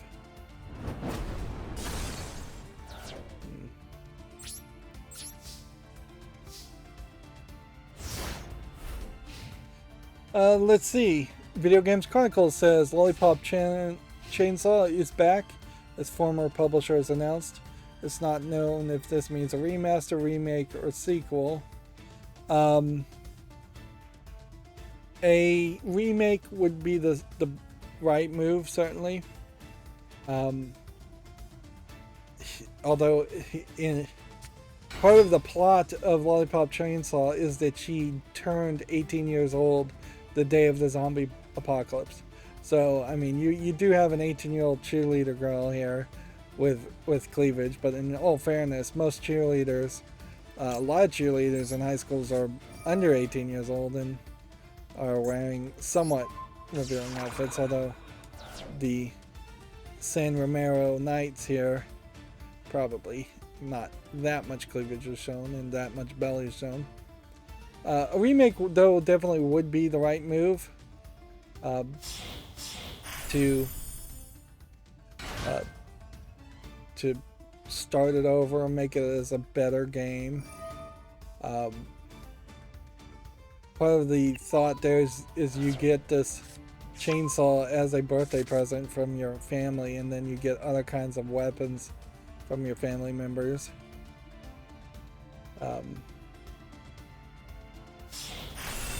It is definitely trashy and over the top, in a sense that, like, trashy over the top movies really don't get made anymore, too. So video games might be the last place where you can make just a completely ridiculous game.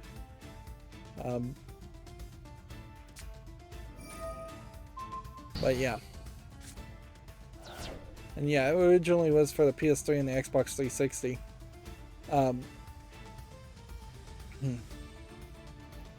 If you were going to make a sequel to it, I don't know what you do.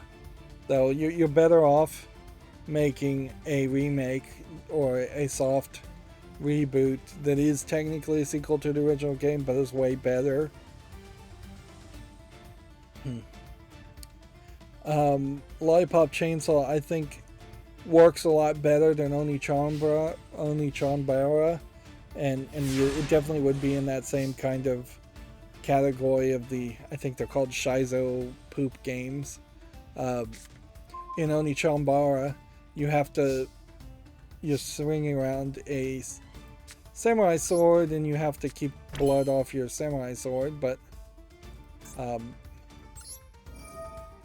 the chainsaw wouldn't really have to live within that limitation, and didn't live within that limitation. Wow.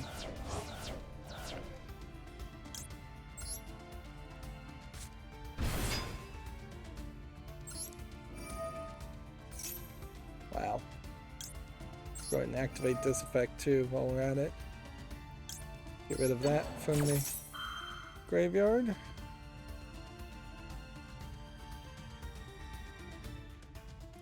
If he can't do something, I can banish this card. Yeah, it's slightly exciting, although it also points out, certainly, that we are hitting the bottom of the barrel as far as remakes and remasters. It's going to get really weird, certainly, if we start to try to remake and remaster old Super NES games or something like that. That's not really that reasonable. Or old NES games.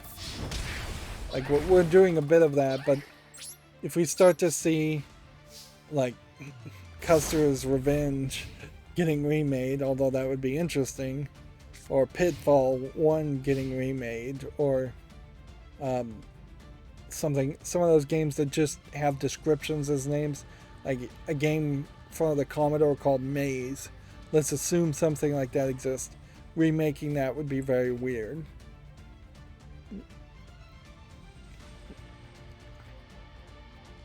But we are effectively getting opportunities to do that from both sides, because either you have an Xbox 360 game that was programmed to basically run on Windows software, so it's not that far away from using modern DirectX and modern Windows stuff, or you have NES Famicom games that are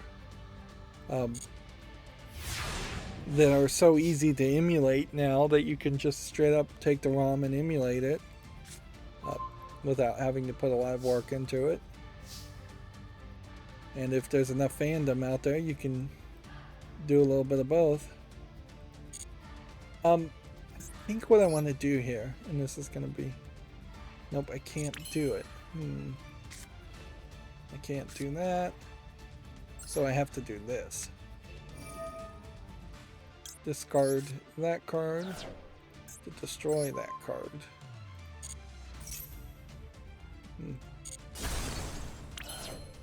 And then win.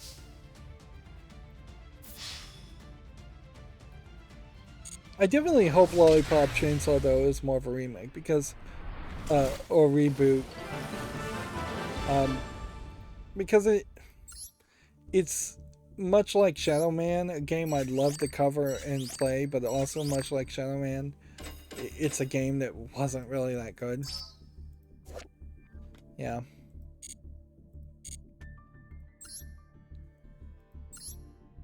So, yeah. Moving on, the Gran Turismo movie is coming out August 2023. The Neil Blomkamp directed film is based on a true story. Everything is based on a true story these days.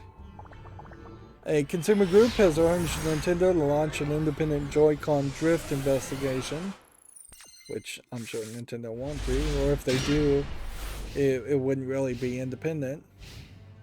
FIFA 22 is coming to EA Play and Xbox Game Pass Ultimate next week. Still at Video Games Chronicle, the PS Plus collection versions of Resident Evil 7 can't be upgraded for free. PlayStation 5 owners will have to buy the game to get the current gen versions. Yep. And then Vanguard and Warzone Season 4 includes a new Battle Royale and Zombies maps. And that's our last Video Games Chronicle article. Now we have a face-up card.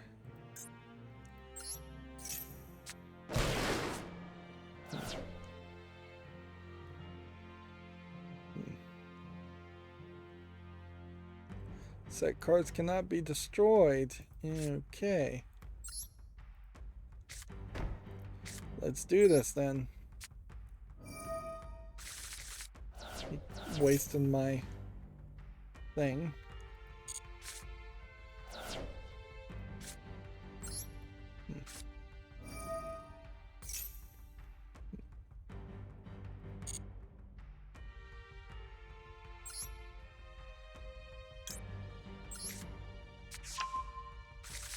So, while this card is revealed by this effect, set cards on the field cannot be destroyed. If a set trapper is activated except for during the damage step, you can special summon this card from your hand. Then if you activate this effect while the card was revealed, you can reveal and set one spell trap directly, but banish it during the end phase. This is potentially going to go badly.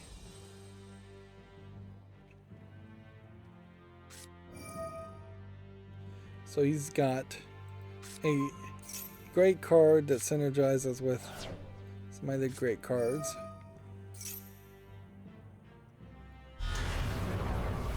And his special summoning ability can't be countered apparently. Because I was hoping to either activate this or this.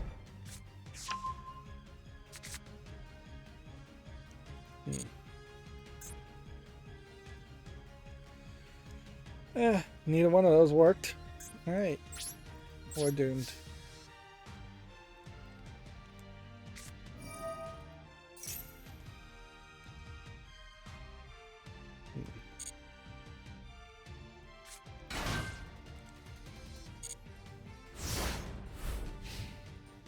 Let's see what happens here.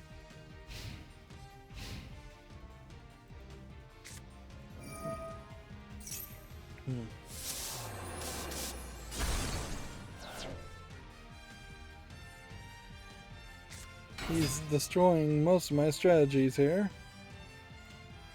But if I could get past this one card, I might not be in such a terrible spot.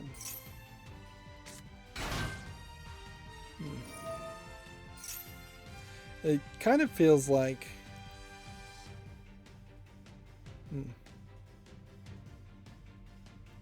what might be going on here is that this might be a new meta deck, because I've not seen this before.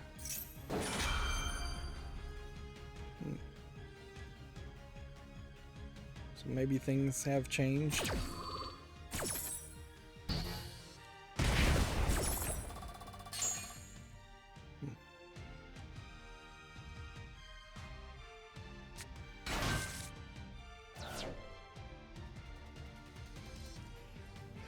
Yeah, unless all these cards just get banished or destroyed at the end of the turn.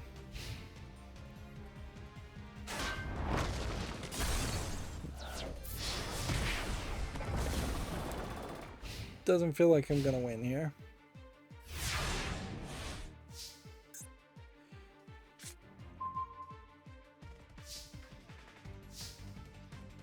Alright, set this. Set this in the turn. Alright, let's start looking at the Gematter articles. PlayStation Plus Classics catalog adds Resident Evil's Director's Cut, explore a derelict mansion teeming with vicious beasts, deadly traps, and untold mystery. Obviously, most people know what Resident Evil would be. Now, the Director's Cut, I don't know what really changes in that. Assassin's Creed Celebration livestream is set for June 14th. A game called Hell Pie launches here. I should probably just lose. Not disconnect and surrender. At least you get the rewards if you lose. It's kind of doing nicely, and then I fell back down in the rank. I was hoping to maybe make it to platinum, but with the festival coming up tomorrow, I probably won't have any time to have a chance of that. This Hell Pie is an old school 3D platformer with a demon of bad taste. We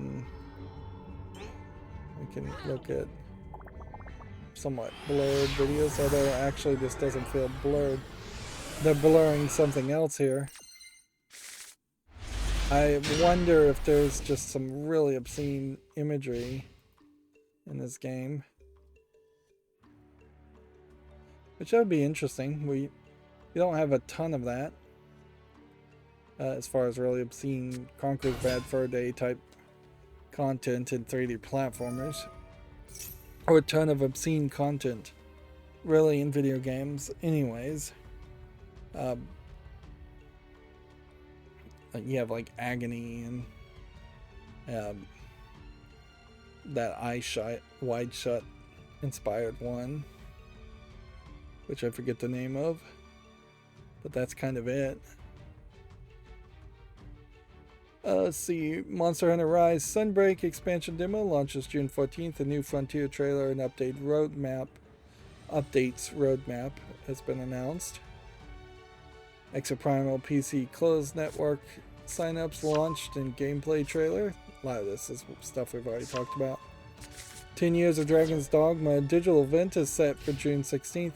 A lot of announcements for announcements, so even during this kind of E3 season, there's a lot of people just taking advantage to say, hey, let's announce something even though we have nothing ready.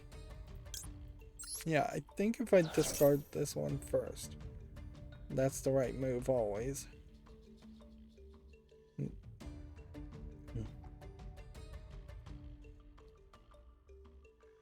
Come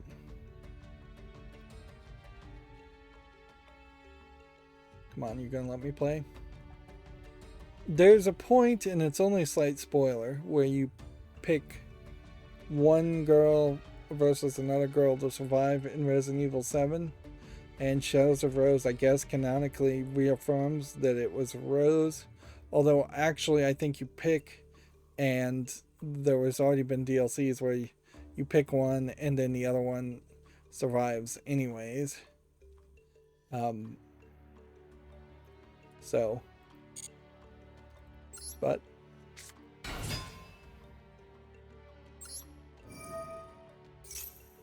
it is kind of interesting that the Resident Evil series has never gone full female protagonist in any of their games. Although I guess Resident Evil 3 kind of focuses on that. With Claire, I think was her name, but I guess maybe it is more accurate, assuming the female protagonist in Resident Evil 3 was the full female protagonist in the original Resident Evil 3 compared to the remake, which I think she was the full female protagonist in the original Resident Evil because she had that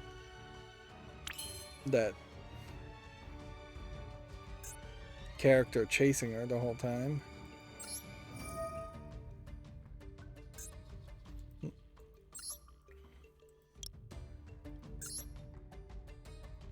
So yeah, it's probably more accurate to say they haven't tried to have a female protagonist as the main character since Resident Evil 3. So you've had 4, 5, and 6, and 7. It's probably time that they try to have something there. Although co-op characters have existed in the past that were female. They definitely weren't the main characters. Sheva really should have been the main character in Resident Evil, but wasn't. This is really the time to be doing this. Actually, I think what I want to do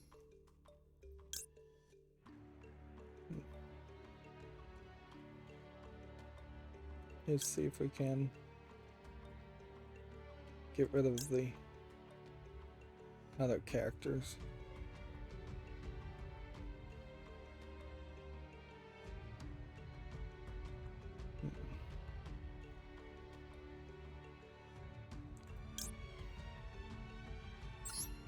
Nah, we'll just do this. And then this. And this.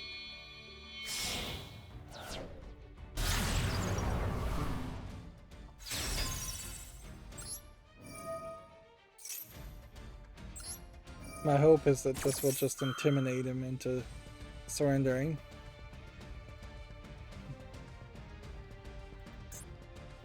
Yeah, particularly since everybody is just running and gunning. You don't really need that macho male character. Of course, the Japanese won't see it that way. And the old Japanese men who run Capcom won't see it that way. So I wouldn't expect to see anybody that isn't just like Chris Redfield ever be a main protagonist. At a certain level, I can't really disagree with them focusing in on the characters they already have, because they already have too many characters.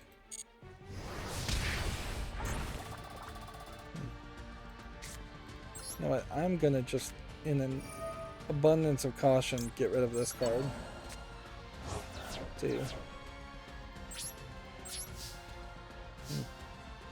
Yeah, moving on. Resident Evil Village DLC, the Winter's Expansion, launches October 28th alongside Resident Evil Village Gold Edition and Resident Evil Reverse. Which probably means, since I don't think I own Resident Evil 7, now might be a great time to wait until the Gold Edition comes out. But yeah, here's Rose seeing inside of the head of somebody. Seeing kind of different kinds of monsters. I guess Resident Evil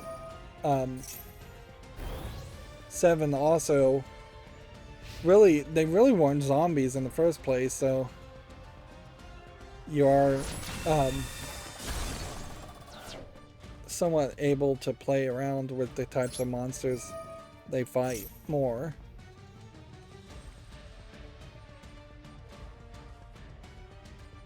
Let's see. I'm more interested somewhat of Resident Evil 4 Remake with some atmosphere, gameplay, and screenshots.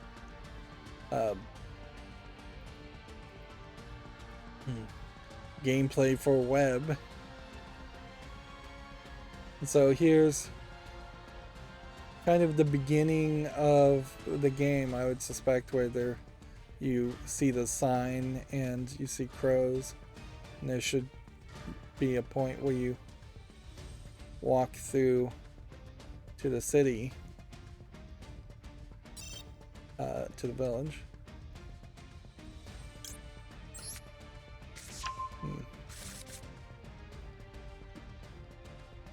The thing I can say there is it does seem like you're doing a little bit more to get to the village, and you had to walk a little bit further to get to the village.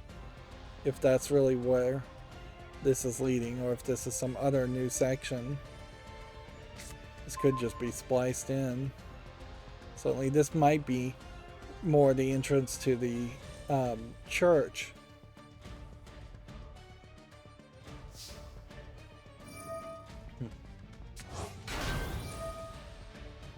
Making the hallways and the nearer paths a little bit longer might help pacing.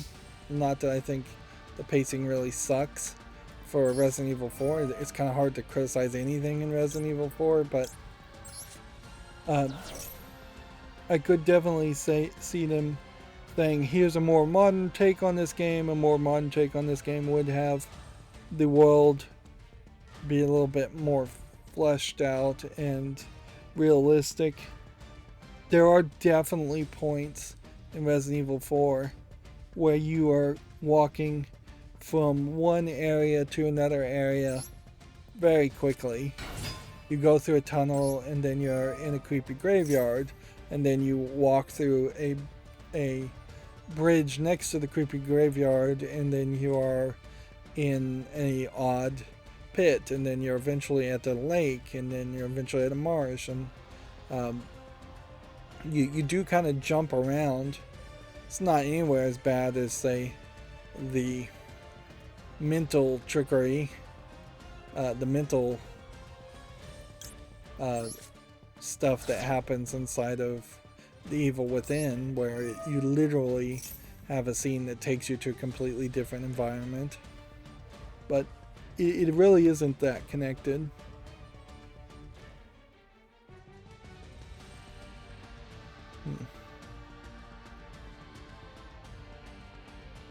When we look at the screenshots here, you can see he's wearing more of a bulky coat, less of kind of like a military thing. You can see buildings look like they're going to be bigger and creepier.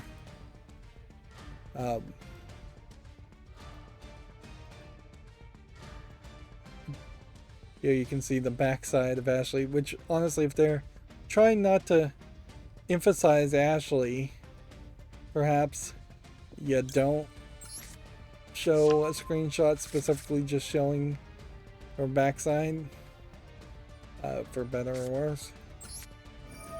That's potentially going to influence people.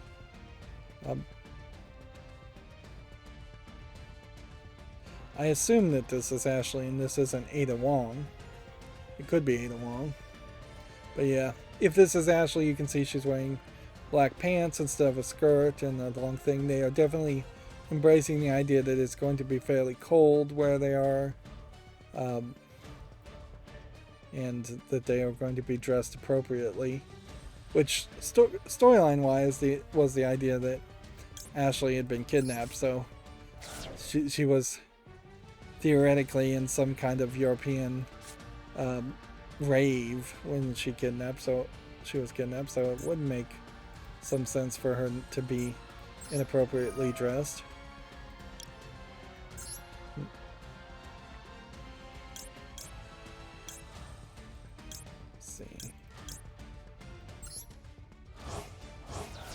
think there's a slight benefit in not using the link summoned characters.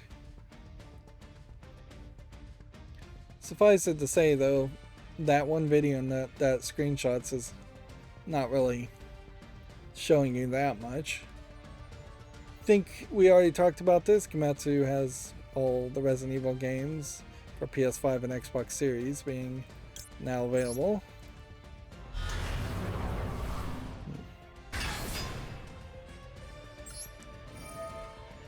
This guy is taking a while to respond each time.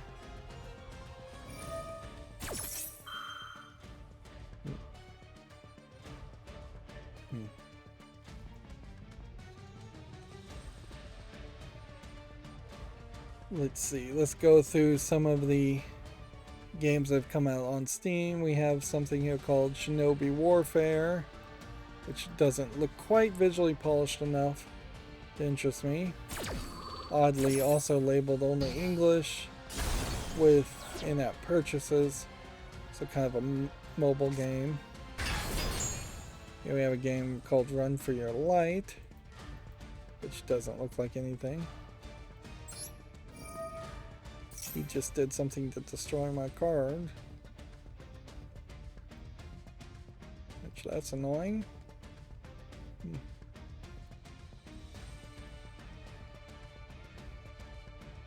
Add a card to my hand, I guess.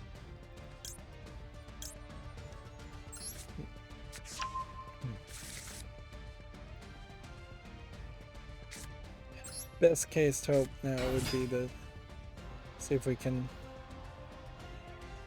destroy this card. Could also draw cards.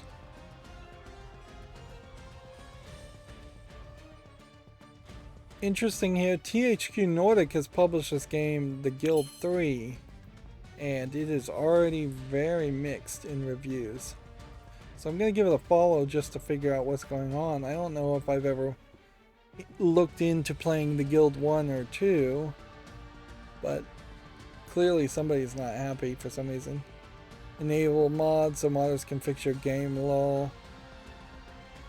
I love the Guild 1 and accepted the Guild 2. This is just keeps the ongoing degradation course of a great idea for a game. The most painstaking aspect is the graphic side of the game. Ugly characters, terrible shadows, almost no indoor areas, and the most ugly UI I've ever seen. It breaks the immersion to a point where I'm not willing to spend my time with this product. It has smoother edges since EA, but that's no use since the core is rotten and cannot hold a candle to its predecessors. So maybe this game was in early access for a fairly long time and did not improve itself in that whole early access process. I'm desperately trying to win here. The review concludes, this game made me really sad and thus I can't recommend it to anyone.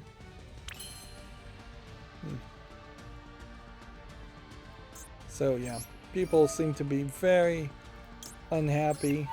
There's another review here that says the game just feels empty, complains about the menu. Yeah. Let's do more of this.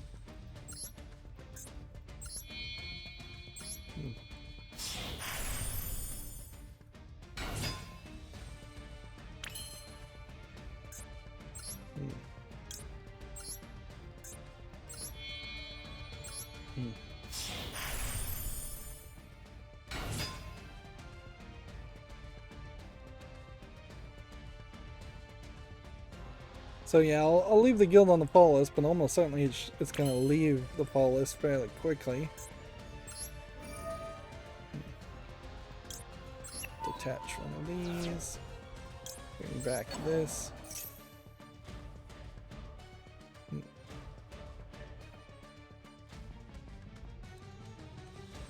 Here we have a game on Steam just called Hardcore Trivia that doesn't look like anything of interest.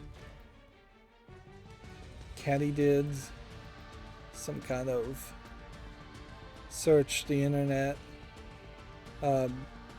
mystery game. Conspiracy puzzle. I'm gonna give it a follow. It probably doesn't deserve it though. Like, there's several games like that at this point, and I think fairly quickly we are gonna have to draw a line in the sand and say maybe there's one game worth playing that is the search the internet or search the computer for secrets or search on the computer for secrets, and it's questionable if even one of those types of games is actually going to be good.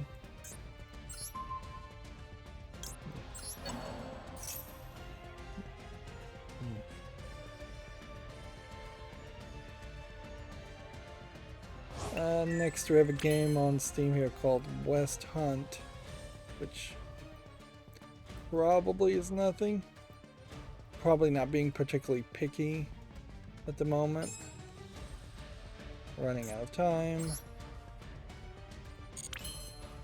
This is all I can do, so let's activate this.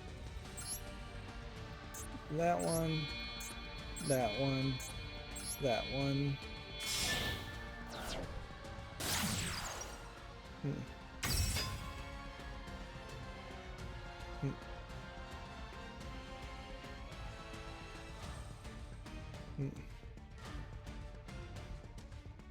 Actually, I think this is a party game focused. It says it has a single player content, but it's 2 to 4 player social deduction game, come to think of it, so that's not a game for me. Logicality definitely feels like it is basically stealing the idea of The Witness, which isn't a terrible idea to steal. I mean, unless it just straight up stole all the puzzles from The Witness, too. Yeah, looking here, it does look like it's slightly different puzzles and slightly different interactions.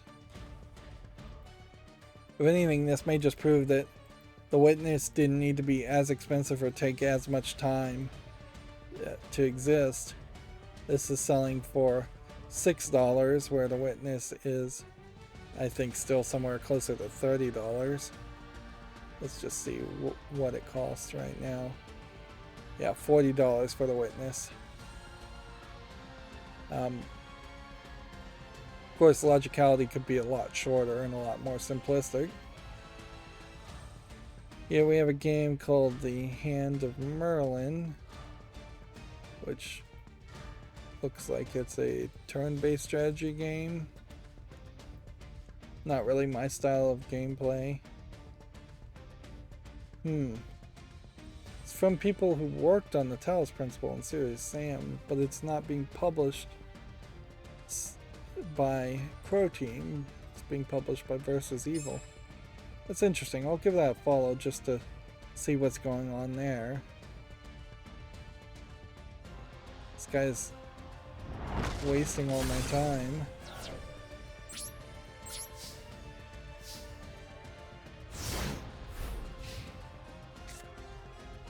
Here we have a game called Regular Strategy Game, which, yeah, that does not look interesting. Echo doesn't look interesting.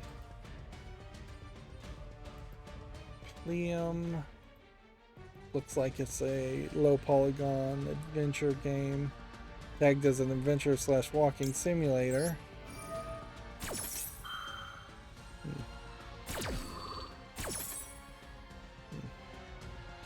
Let's go ahead and special summon, I guess, this back to the field.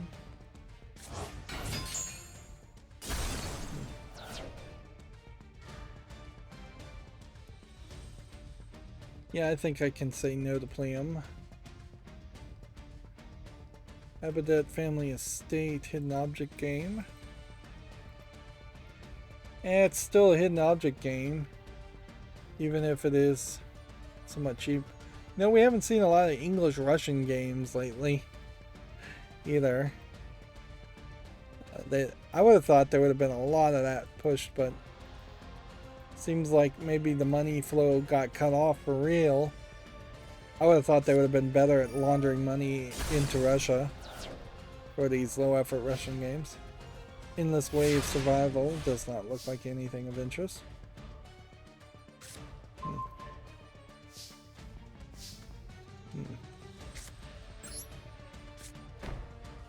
Let's go ahead and summon here. Draw another couple cards. Ooh, I'm about to lose. I have just screwed up very poorly.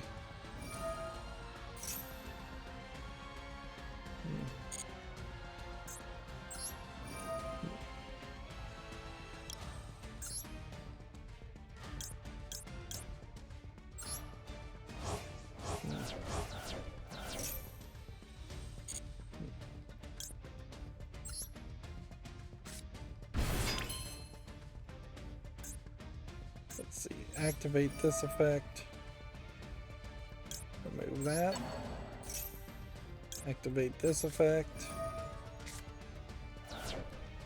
And remove that.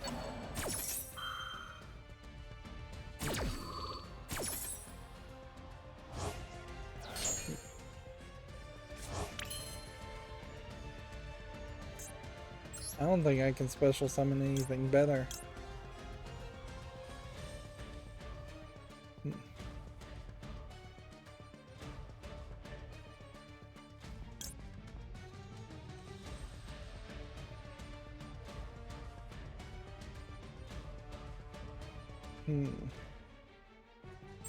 I think I can do this. Maybe.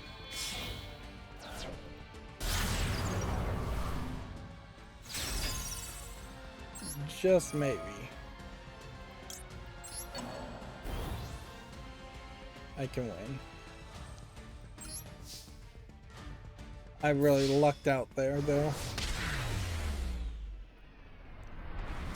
That was really a lucky victory. Let's see, we're 2 hours and 23 minutes in, and I think at this point we should probably adopt that idea again of just taking a break and stop playing and just focusing in on the news. Like, there's only these 3 daily quests that we could have even really accomplished. So me grinding it out to try to get for a higher rank, while it would be nice, it's not something that's really going to happen. We have a duel live we can play while we're waiting. Meanwhile, let's go through some of these games. We have this game John Christian 2, which is seemingly a game based on Christianity. They're trying to sell to Christians.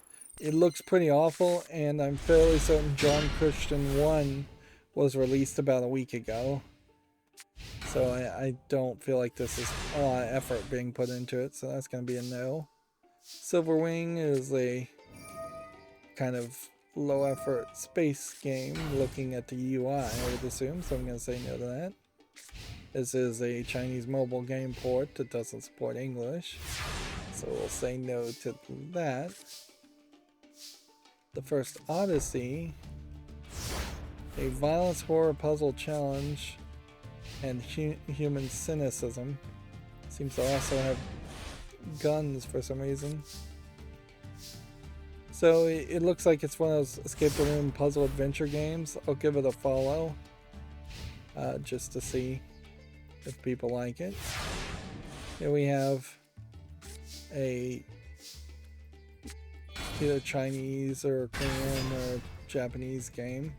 It definitely feels like they put a little bit more effort into it to make a widescreen. Still kind of feels like a full screen, a mobile game port. It's still Chinese only, so there's not anything we can do with it. Extraneum is just a Doom clone. And I've never said yes to any of those before. Monster Hunter Rise Sunbreak is oddly not something I can put on the fall list. Why would I not be able to put something on the fall list?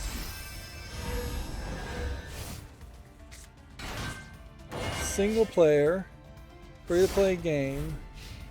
Are they doing a thing now where you cannot put free to play games on the fall list?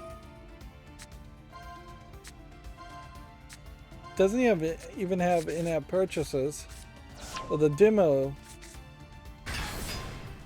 Oh, I bet the thing is the demos can't be put on fall lists, but if I click on the actual game.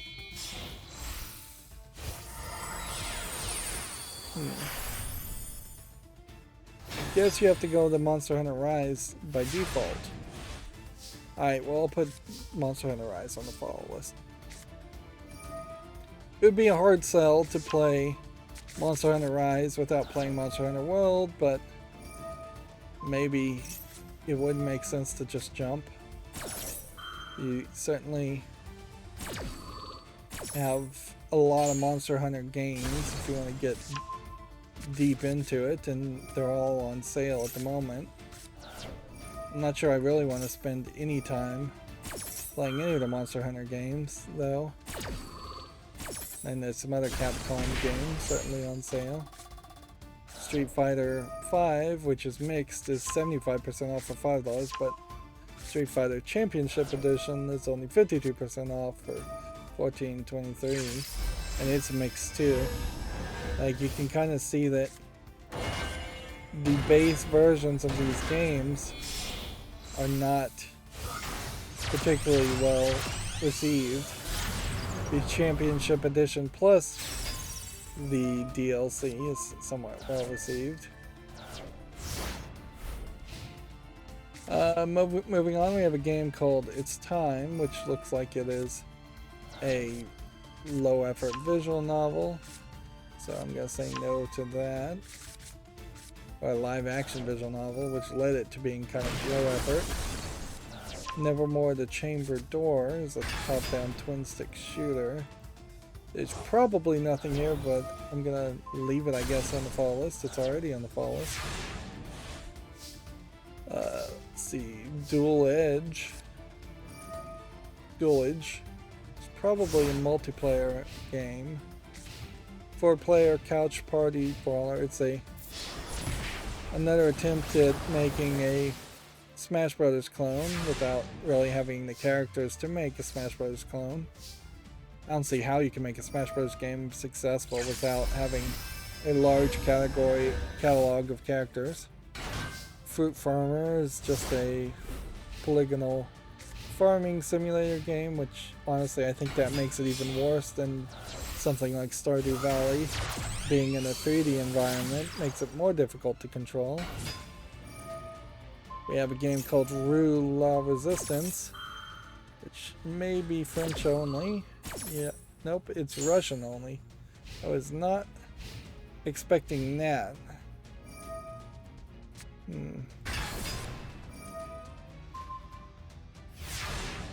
Well, you can't do anything about a Russian only game. Here we have a Neon Invaders, which is just an Invaders clone in neon colors. Here we have a game called Penitence, which is a escape the room horror game. That all of these escape the room horror games and horror games in general now look so good. It's getting really difficult to figure out whether they're good or bad. But at a certain point, I guess that's just going to lead to me putting them all on the fall list and then waiting 6 months to see if people actually play it. Russian Hunter here looks like a hunting simulator game. I don't know about the Russian part there. Yep. Even the phrase Russian now is so toxic that I don't feel like I could play this game, even if it was slightly polished enough to justify playing it, which it isn't. Like, I just don't think I could put that in the title of my YouTube videos without feeling like I'm either clickbaiting people or the video potentially being demonetized or attacked for reasons completely unconnected to the actual content of the game.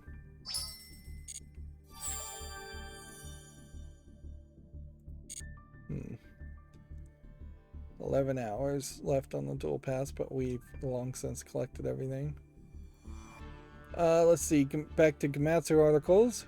Tactics Ogre Reborn listing appears on the PlayStation Store, which I assume this is a new game.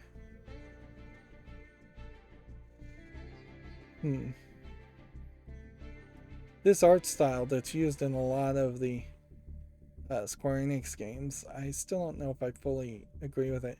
It almost gets to that French high fashion art style, but it's not quite there. It's almost like it's an art style that Japanese animators are trying to create, and yet nobody's really succeeded with. And I suspect there's probably one or two artists that really love that art style that work in Square Enix, and they're pushing the art style more and more just to kind of stand out. I wouldn't be surprised if you look at all the Square Enix games, all the Final Fantasy games, you really don't have that kid-friendly moe animation style at all. They're just not going for something that looks like anime. They're not going for something that looks cutesy. And so maybe there is some management dictating that they do different types of animation. Let's see. We have a Gamatsu article here. DNF Duel Enchanters trailer, if you want to check that out. Live a Live, present day and the distant future. Shorts, trailers, and screenshots, if you want to check that out. River City Saga 3 Kingdoms adds Misako and Kyoko from River City Girls, which I thought that had already been announced, but what I'm thinking is a different game added Misako and Kyoko. And since River City Girls were somewhat of a big seller, they now are just retroactively adding Misaka and Kyoko as characters into a series, which is an interesting thought. Certainly, the River City Ransom games being kind of male-centric and as far as the main protagonists, this gives you now an excuse to add in female characters. Of course, that could certainly irritate hardcore people that love the story, or as it was. People would really hate it if you say retroactively added Rey from Star Wars Episode 7 into Star Wars Episode 1, 2, and 3 through 7. If you just had a character like her crammed in where there wasn't one before. Of course, you have the opportunity to do that and give that option in video games where nothing is really canonical, a lot better than you can do it in movies or stories. Yori Kill the Culmination Games for PC launches July 8th.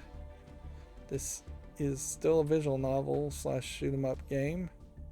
Still odd name. Little Witch Nobita has a 10-minute gameplay preview, which let's check this out. I don't know if my blur is actually working at the moment.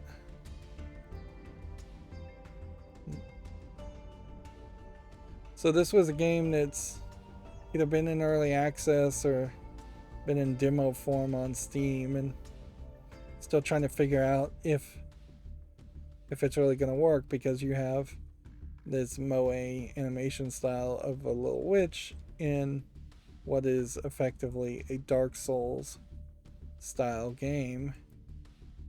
It is an odd peanut butter and chocolate combination, and inherently the style of the animation for the protagonist has led to the style of the animation of the monsters to be different and unique.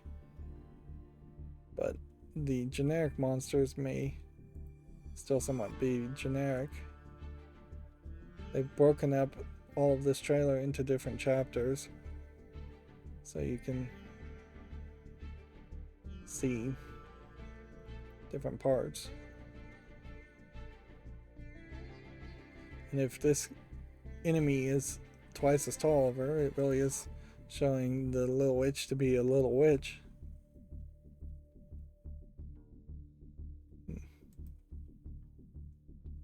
Yeah, like generic shadows, for instance, is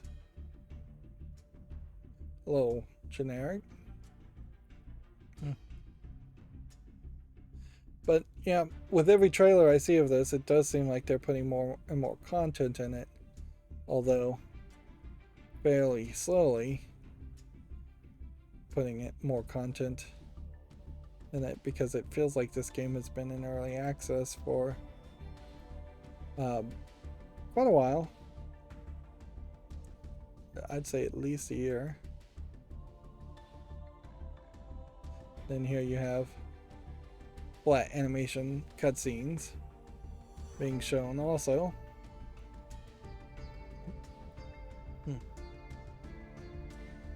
Seems like each boss is getting a flat animation, so each of those bosses may be the main bosses of the whole game. It's kind of funny they're calling it an action shooter, but I guess technically it is. And it's coming out for just about everything. I'm still cautiously optimistic, I guess would be the right term for Little Witch Nobita, but it could be like a game that comes out and it's way too hard. It could be a lot like Ni no Kuni, where Ni no Kuni looks like it's kid friendly and then it is actually just a standard JRPG that's not even that good and not kid friendly at all. If a bunch of kids got Little Witch Nobita and then couldn't get past the first boss, that would show that they've decided to advertise it wrong. Because now, when you do have mismatched art style compared to the style of game that your average gamer would expect, it really does put the burden on the publishers and the developers of the game to make it clear that the games is targeting a specific audience and that it is a lot harder than you might think. Moving on, Scathe launches August 31st for PC and early 2023 for PS4s and Xboxes. This looks like another 3D shooter. I kind of do think there is room for another Doom style game, since the Doom reboot proved that there was a demand for it. I don't think we can go too far into that category. And it would be interesting, certainly, to see a no-name company and a no-name game come out with something like Doom and it actually being better than Doom. Like, we don't have to just assume that whatever id Software is now, which really doesn't even include, I imagine, the main people who worked on Doom originally. I think it was one guy. Yeah, I don't know if he really is programming the Doom reboot so much. We would like to see more successes, particularly for new startup companies, in contrast to Microsoft acquiring a bunch of companies and THQ Nordic, Embracer Group, acquiring a bunch of companies. We don't need to turn into oligarchies of these are the game developers because they've been developing games forever. Nintendo is a great example of a legacy game developing company that has not really done right by the game industry in many factors, but still is allowed to exist and allowed to succeed just on momentum and that legacy status. Moving on, Kamiwaza Way of the Thief launches October 11th in North America and October 14th in Japan. This is the guy who I think just runs around and acts as a thief. I don't know if there's anything else he's really doing. he's punching things, and as he punches things, they end up in his leaf sack. Yep. This is an odd game to even come to the West, certainly. Definitely looks like it's not very visual polished, which is somewhat believable. Little League World Series Baseball 2022 has been announced for basically everything, including PC. Out of baseball games. They announced these baseball games kind of right as the baseball season happens, but almost certainly you would think that these games are not going to come out in time for the baseball seasons. I'd have to pay more attention to the baseball seasons in Japan and in the United States to really know for certain, but it almost seems like they should be announcing next year's baseball games during this season and releasing last year's announcements at the same time.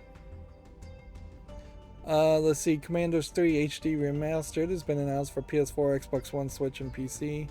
Due out in September, also available on Xbox Game Pass. Commandos.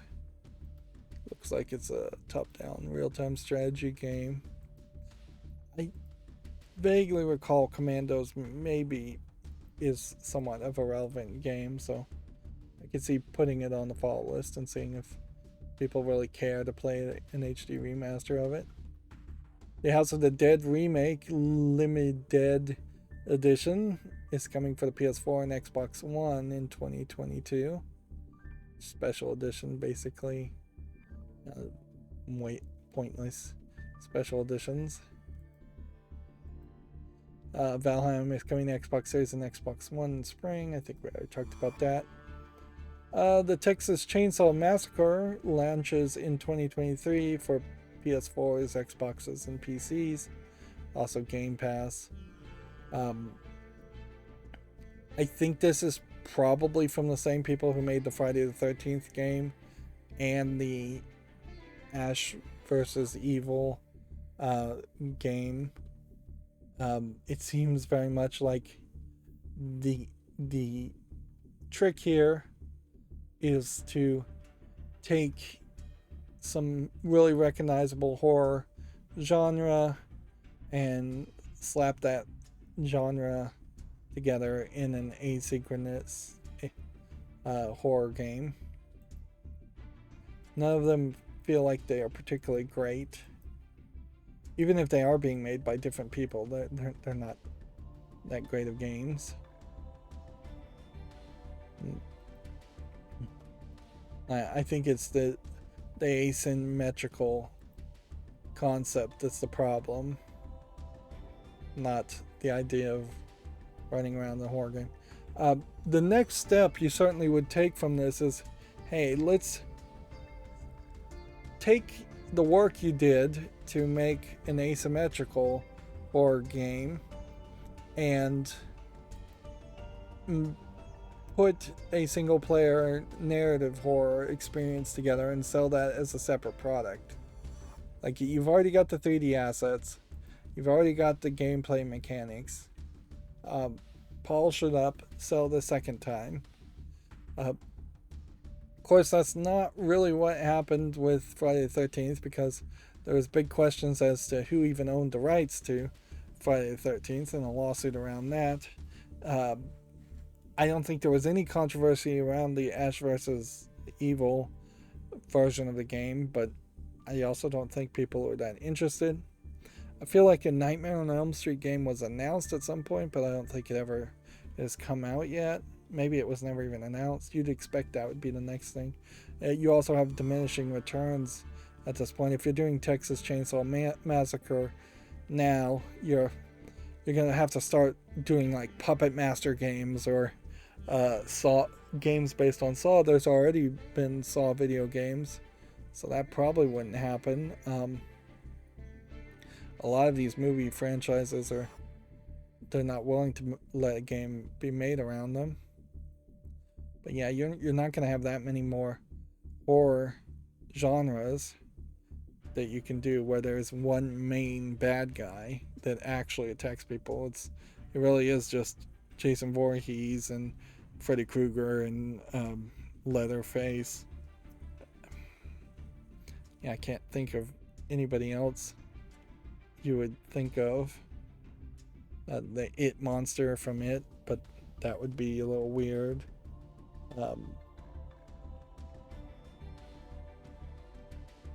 Yeah. You definitely are going to have diminishing returns on already niche games. Moving on, Gamatsu says Slime Rancher 2 launches this fall. New gameplay footage released. I doubt Slime Rancher 2 is going to play much different than Slime Rancher 1. So if you like Slime Rancher 1, you're probably safe to anticipate Slime Rancher 2. Stalker 2 Heart of Chernobyl has been delayed to 2023, and they have entered the Zone trailer. This is the company that was in Ukraine, so it's no surprise. This is probably the most legitimate game delay ever.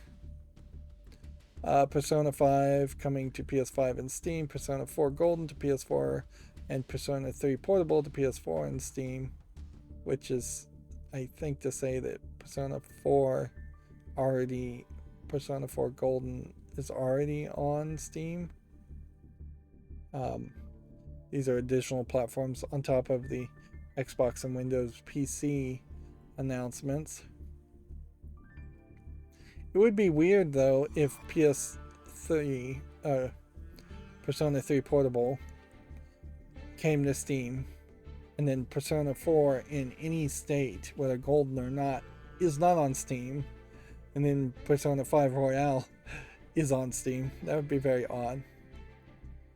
At a certain level though, you have to kind of hope that they sell well, otherwise Atlas of Japan is not going to ever listen to Atlas of America again as far as bringing games to PC, and that would kind of suck. And who knows, Atlas of Japan may still, whenever Persona 6 comes out, they may still make it a PlayStation exclusive and wait years to release it on Xbox or PC. Let's see, Card Fight Vanguard Dear Days has been announced for Switch and PC. I did have a thought while I was making a solo episode around Yu-Gi-Oh! Master Duel. If you had a wireless charging mouse pad, you could probably make digital screens without batteries in them and have a single unit wirelessly depicting pictures of cards onto those screens. So much so that you could make a digital form of a collectible card game like Yu-Gi-Oh! And give a starter kit of about 15 screens and a wireless charging mouse pad that they would charge those screens and make them light up real fast. The speed is what you'd have to program, so just as soon as it gets power, it turns on that screen and shows the card. And so you place the cards down in their places on this play mat with wireless charging. It has a single Raspberry Pi like device that is running how the game actually controls. You put some NFC tags on specific spots, so when you draw a card, you just take a screen and you tap the NFC, and that shows you all the cards in your hand, or the new card that you drew. You would have to tweak it a lot, but there is a potential future where you could sell a $100 starter set that is all the cards you ever need as far as buying physical cards instead of buying cardboard, and you really wouldn't have any resale market there, which I'm sure a lot of CCG creators would love, and then it would just be DLC otherwise. So instead of having to go back to the shop and buy random packs, you just buy DLC. Of course, they probably make a lot more money selling the randomized packs than they do guaranteeing any kind of card drops, but you could do loot boxes with random cards too. But yeah, theoretically, we are at the point where we could build technology to move away from cardboard collectible card games to more digital, more compact collectible card games. Really wouldn't look much like the dual discs of Yu-Gi-Oh! Or anything like that, although you could put extra effort into it to make it look that way. But it is doable. And I wouldn't be surprised if we eventually hit a point where companies are getting taxed for printing things on paper. Like, I could definitely see, like, publishers just getting taxed to say, hey, quit wasting trees. Even if the paper is being made from recycled wood pulp or whatever, we need to just get away from cardboard, which uses a lot of trees, and paper. Again, a lot of those, though, are secondary products from chopping logs and building houses. So until you can stop building buildings with wood, which that would be interesting, and maybe we will get to that point. We may get to 3D printed cement buildings as the standard, and then there will be no logging industry and no offset wood pulp industry. Anyways, back to video games. That was kind of rambly. Famitsu review scores for issue 1750 are out, and they give AI Somnium Files 34 out of 40. That's a pretty high number. This is AI, the Somnium Files Nirvana Initiative, which I think is a sequel game. A game called Isonzo launches September 13th, which looks like a military shooter set, maybe in a specific past time frame. Italian World War I Italian front. That's different, to say the least. Let's see, a game called Loopmancer for PC launches July 13th. It's a side-scrolling action roguelike game. Let's see if we can get a general idea of what it looks like. Okay, it looks like that.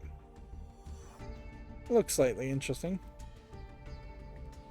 A game called The Tale of Bistoon launches July 13th. It's an action-adventure game inspired by the 12th century tragic poem of Khosrow and Shirin. Never heard of that. It's based on a Persian myth, apparently. Might be something to that. That Indian game, I forget the name of it, is basically the first game made by an Indian company.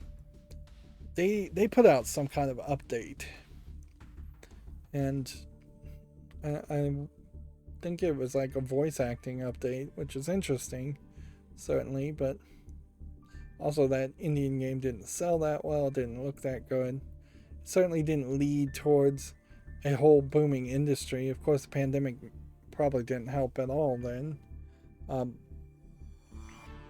I really question if you could have a booming video game industry in India for as bad as the government is run in India. It'd just be too much red tape, too much trouble, too much conflict with their Muslim minorities.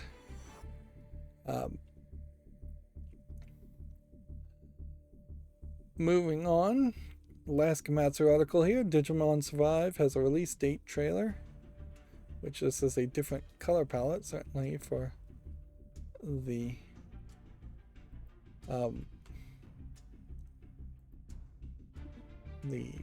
dinosaur.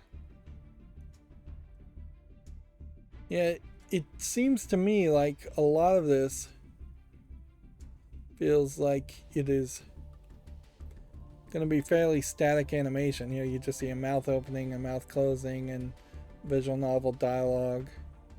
Yeah. In every way, this Digimon game is just disappointing me as far as what I really would want. Like, I don't want this chibi characters. I don't want strategy placement RPGs. And that's what it is. I don't want an overly complicated event. I don't want to have to talk to a bunch of characters and have no voice acting. Yeah.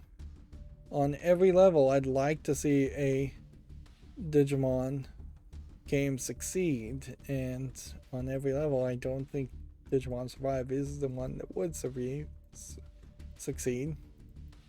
Here we have a game on Steam called The Questing, which looks like nothing. We have 3D Combat Zone, which looks like nothing. We have Dice Tribe's Ambition, which doesn't look visually polished enough. Here we have a hentai card battler. Let me just make sure that's YouTube family friendly. It's barely pushing it. Certainly on some of this imagery. So, the succubus dating several different anime girls. Maybe they licensed the pictures, or maybe they stole them. I don't really feel like they were custom animated for this. As a card battler, $1.39. Let's see. In-game characters wearing revealing clothing and posing suggestions. Interestingly, though, no actual nudity. So, and again, it feels like a game like this is either holding itself back for some reason, or it's being held back by Steam and Valve. Although I don't know why you would even let the game on your storefront if it has to be held back.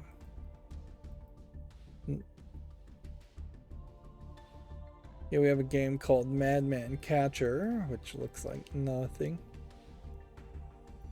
There is sometimes something to be said of lewd costumes and underwear compared to just full-out nudity. But you kind of expect a little bit of both in any collection of adult content. Yeah. This Nightmare Slash game does not look that interesting. It'd be very weird to have like a porno movie and have all of the characters start off completely nude and stay completely nude the whole time.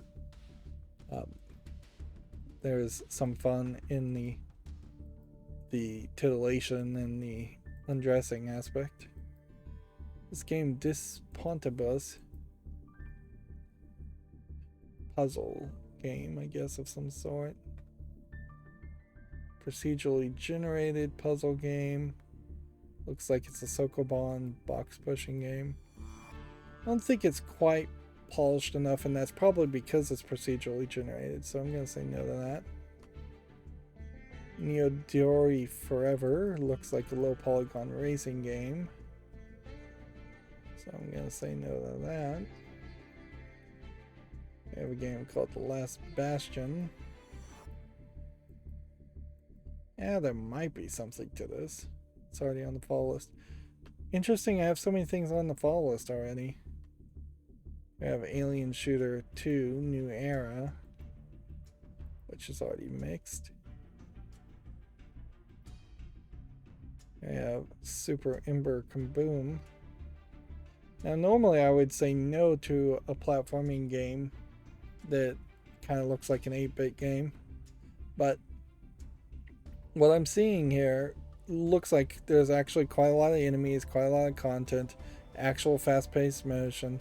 It is seemingly getting fairly close to what you would want for a Super Mario Brothers clone.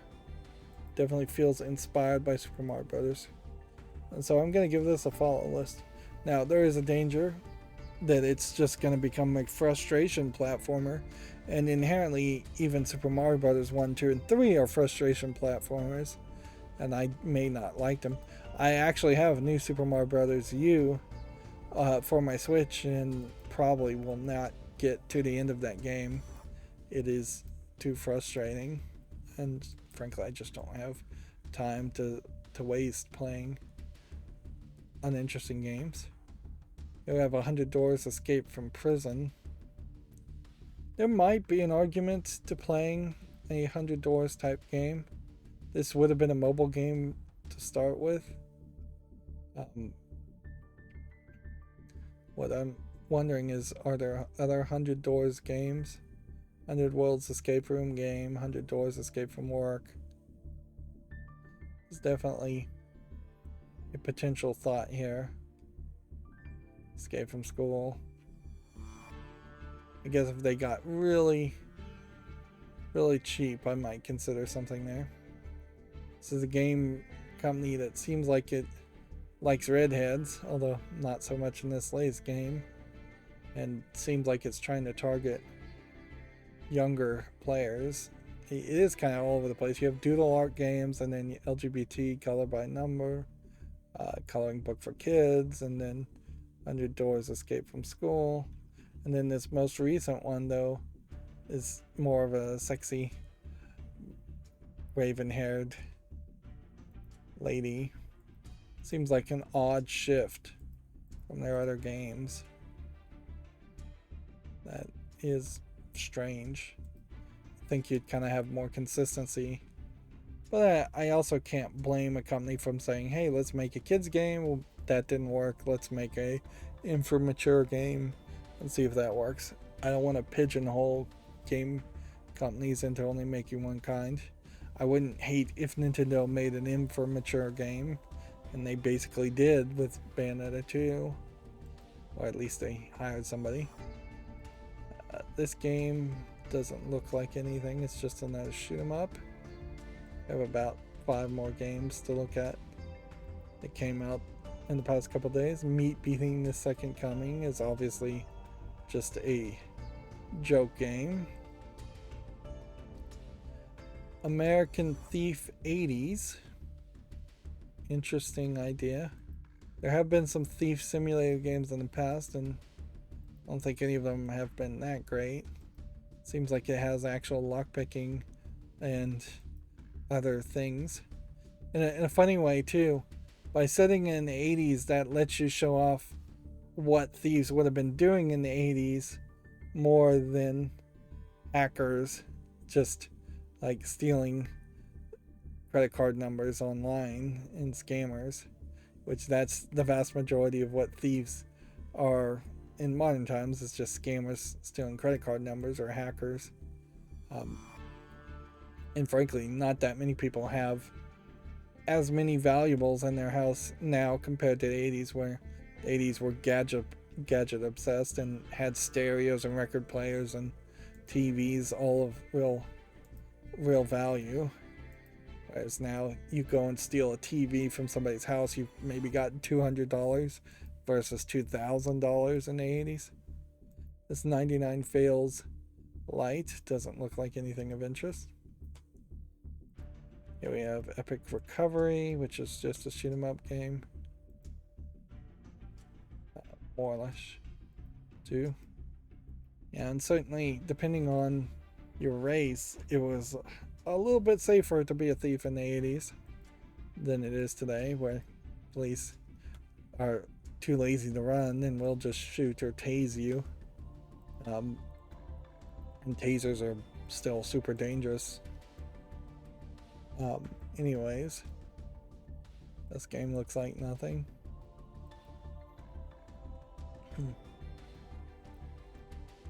Here we have a Brood Star shoot 'em up game, which looks like nothing.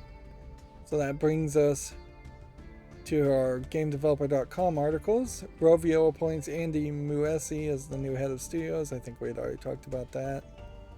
Microsoft signs a label neutrality agreement with the CWA ahead of the Activision Blizzard deal. Interesting. The CWA, I heard that they actually had a chapter that runs the CWA has a branch chapter specifically for newspaper, and the Washington Post is a member of that branch chapter So it is unionized, and even though Amazon.com's Jeff Bezos owns the Washington Post, and they're literally putting out articles talking about how Jeff Bezos and Amazon.com are doing union busting nonsense, specifically calling the police on uh, people trying to unionize in Amazon.com.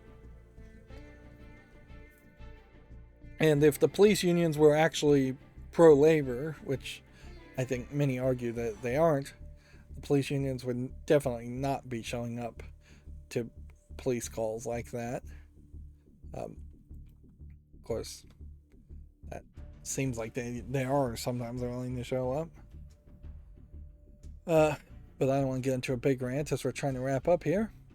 Wargaming has opened offices in Poland and Serbia after leaving Russia and Belarus. I think we'd already talked about that. Arctic 7 has opened a new development studio in Montenegro.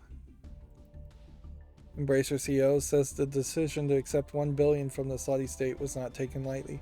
Honestly, I don't know if it. I mean, I guess. I guess if you're just getting $1 billion and you're not selling shares, which maybe that's exactly what happened, you could say no. But if you're in the stock market and the Saudi group wants to invest and buy shares, it's kind of hard to say no. Although it could also be that Saudi Arabia didn't buy shares on like the New York Stock Exchange for Embracer Group or something like that. So I'd have to actually know the actual details. The subquote here is, "We genuinely believe in the SGG, a fully commercial entity, has ambitions within games that are genuine." End quote. Like, note how they say it's a fully commercial entity and not a state-run puppet of the Crown Prince, which that is exactly the opposite of how every other person has ever described the Saudi state-run group. Moving on, King has acquired an AI and machine learning software developer called Peltarian, which I don't know what that really is going to help King with. They probably just want more programmers. And then Sumo Digital has expanded with a new pixel ant studio in the Czech Republic. The name of the game is Pixel Ant Games. And then what do we have? We have a Sokoban game here called Slap the Rocks, which barely has 30 reviews.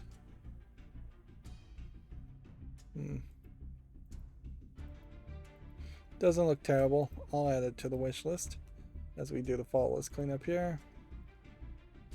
There we have Slam City Hitler's Escape with no user reviews. And yet it's 40% positive. And as funny as I think it might be to have a game with Hitler's Escape as a subtitle, I think there's no relevance there, so that's gonna leave. Here we have a game called Sky Lost. This is a VR game. May 30th, 2022. I could give this more time, but I honestly don't know if I should bother. No, I will just give it more time. Here we have Skydrift Infinity, which is a flying around game for $10. I don't know if I really want to play a game like this, though. You know what? I'll leave that for another day, though. I'll put it on the wish list. It has 30 positive reviews. It's 83% positive. I may never buy that game. Sky Sanctuary is a VR game, so that stays on the fall list. Sky Beneath is supposed to come out in 2022 and has yet to do anything. I feel like this was announced 6 months ago. I remember this game actually. which that's a good sign, certainly if you're remembering, if I'm remembering games. Of course, I'll just have to leave that on the follow list. Soldier Story, or Soldier Story. Looks like it's a kind of adventure game. Doesn't have enough reviews, though. I'm gonna leave this one on the follow list, but really I should take it off. Skinwalker Hunt. It's an open world hunter FPS that's still early access, and it's single player. I think I'll leave this on the follow list, but I probably should take it off too. I suspect it's never coming out of early access. Skiing VR, I'll leave on the follow list. So this is a VR game. Skellboy Refractured.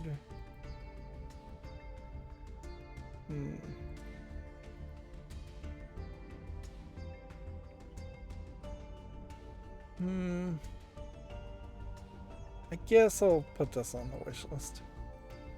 I keep putting things on the wish list though, but honestly, I don't know if I have any real intention to even buy games for the rest of the year.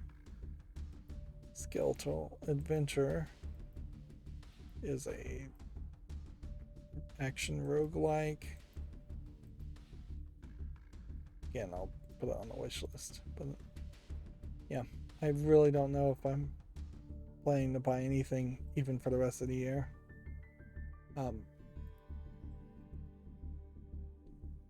Spending $300 on RAM and then potentially spending $300 on games may be a little too much, since didn't even get that far this year in playing games.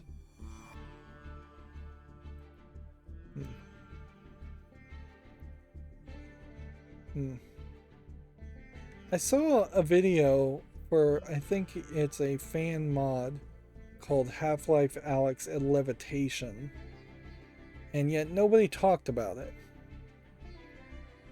And that seems strange. Nicholas says The Legend of Bob-omb is coming to Switch, PS5, and Xbox on June 29th, which this was the attempted sequel spin-off of Binding of Isaac that I don't think too many people were that interested in.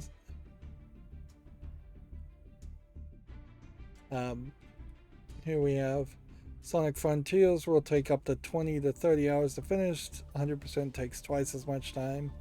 Also asked if Sonic would ever kiss a human again. Sega's Takashi Lizuka responded, I don't think we'll be doing that again. Which, yeah, probably smart move there. Lizuka is an interesting name.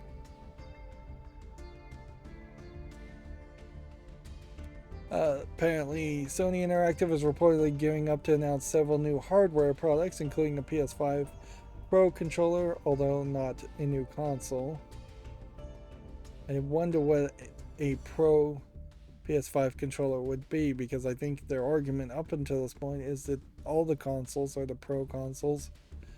Adding a few more buttons or flippers in the back, I don't think would change that much. A Octopath Traveler Champions of the Continent is coming to this summer to iOS and Android. Continuously scrolling down my Twitter feed here. See if there's any other new news. Yeah, I seriously doubt I would want to sit and watch any of the E3 type presentations all the way through. I think you just get a much better experience to wait till somebody does their write-ups and writes it up as an article. Even if they are curating some things out, there undoubtedly have been a few trailers and games that nobody bothered to talk about. neither Gamatsu or GameDeveloper.com or um, Video Games Chronicles. But I think I am getting most of the news, if not pretty much all the news. And then when you combine that with looking at every single game that comes out on Steam, I'm probably seeing everything that is happening as far as PC Steam games. Right, where's my mouse cursor? Here it is.